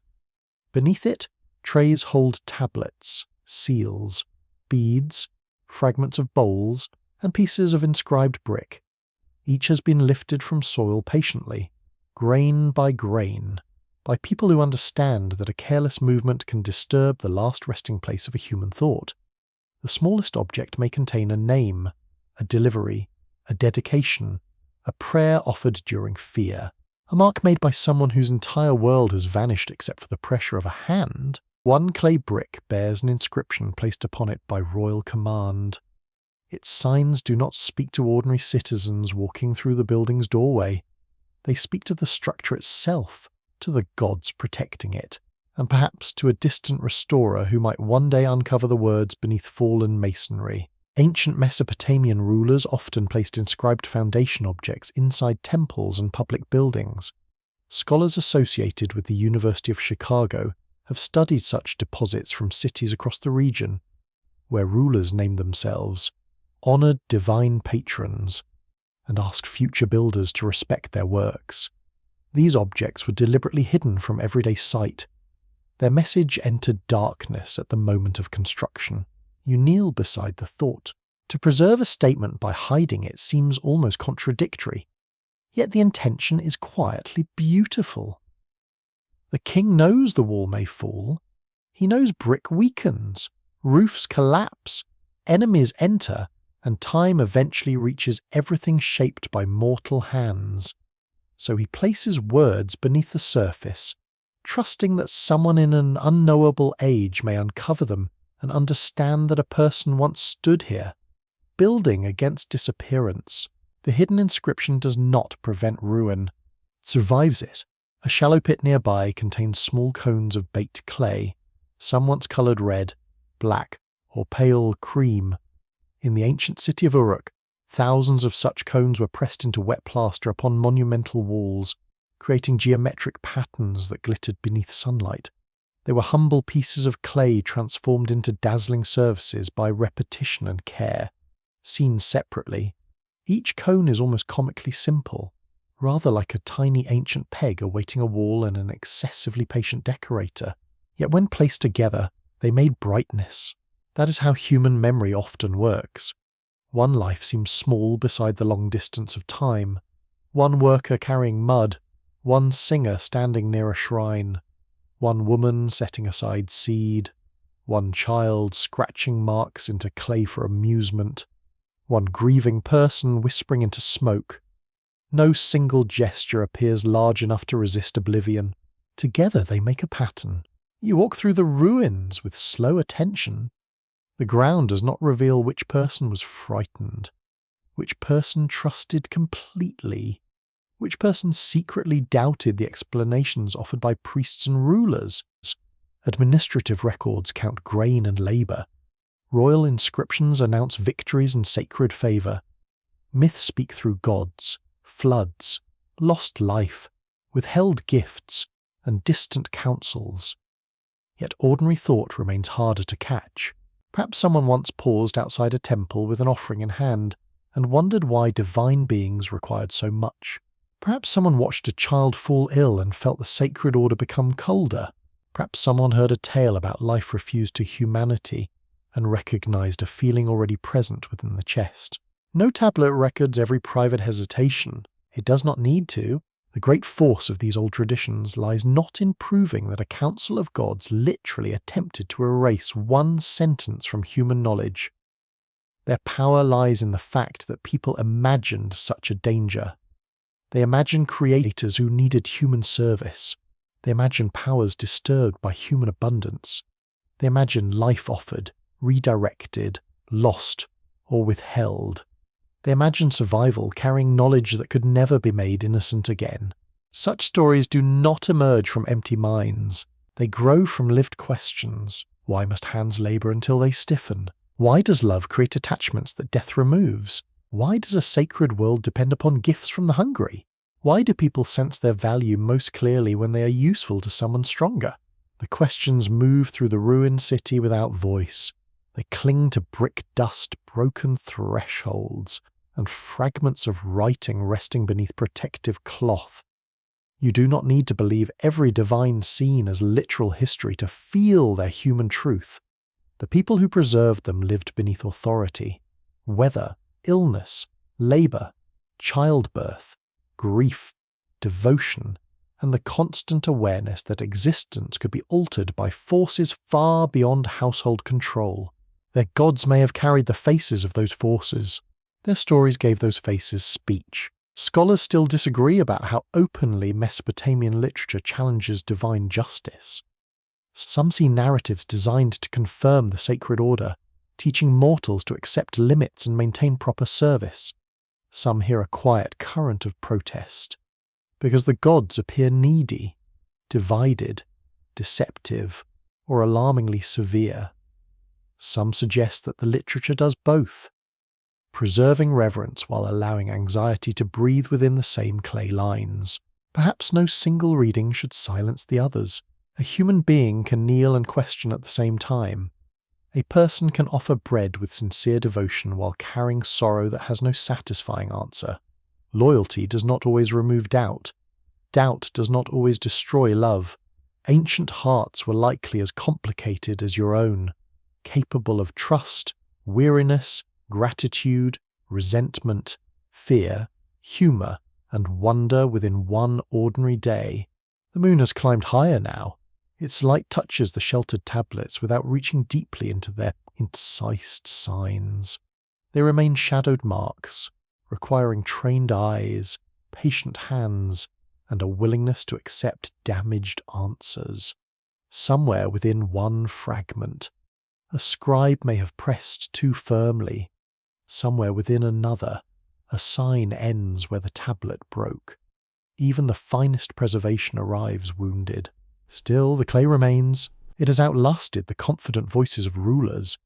It has outlasted the smoke of sacred meals, the bright clothing of festivals, the wooden doors of temples, and the footsteps of crowds entering through city gates. It has outlasted those who claim to explain why human beings exist, and those who quietly wondered whether the explanation was fair. A breeze moves across the mound, brushing your clothing with dust. You look down at your own hands. They are not shaped differently from the hands that pressed signs into wet clay, raised walls from mud, lifted food toward unseen powers, or closed around the fingers of someone slipping away. They remain capable of labour and tenderness, obedience and refusal, memory and invention. Whatever truth ancient people feared losing, they carried part of it in these hands. Perhaps that is why it survived. A command may break a tablet. Water may drown a city. Fire may turn roofs into ash. A ruler may gather words into a palace and imagine them safely owned. Yet the feeling beneath the words can rise in any generation. It returns whenever a person asks whether usefulness is enough. It returns whenever grief reveals the narrow boundary of a life. It returns whenever authority demands trust while leaving suffering unexplained. The ruins offer no final answer. They offer recognition. The night grows softer around you, and the sharp edges of the ruined bricks begin to fade into one gentle darkness. There is no need to search the mound any longer. No need to turn every fragment toward the moon. hoping for one last line to settle everything. Some questions are not failures of understanding. They are companions, quiet and ancient, resting beside human beings as sleep approaches. You let the wind pass across the plain. It carries no command now, only the dry scent of earth cooling beneath stars. Somewhere beyond the mound, water still moves through reeds with a patient sound, neither accusing nor explaining. It continues because water continues.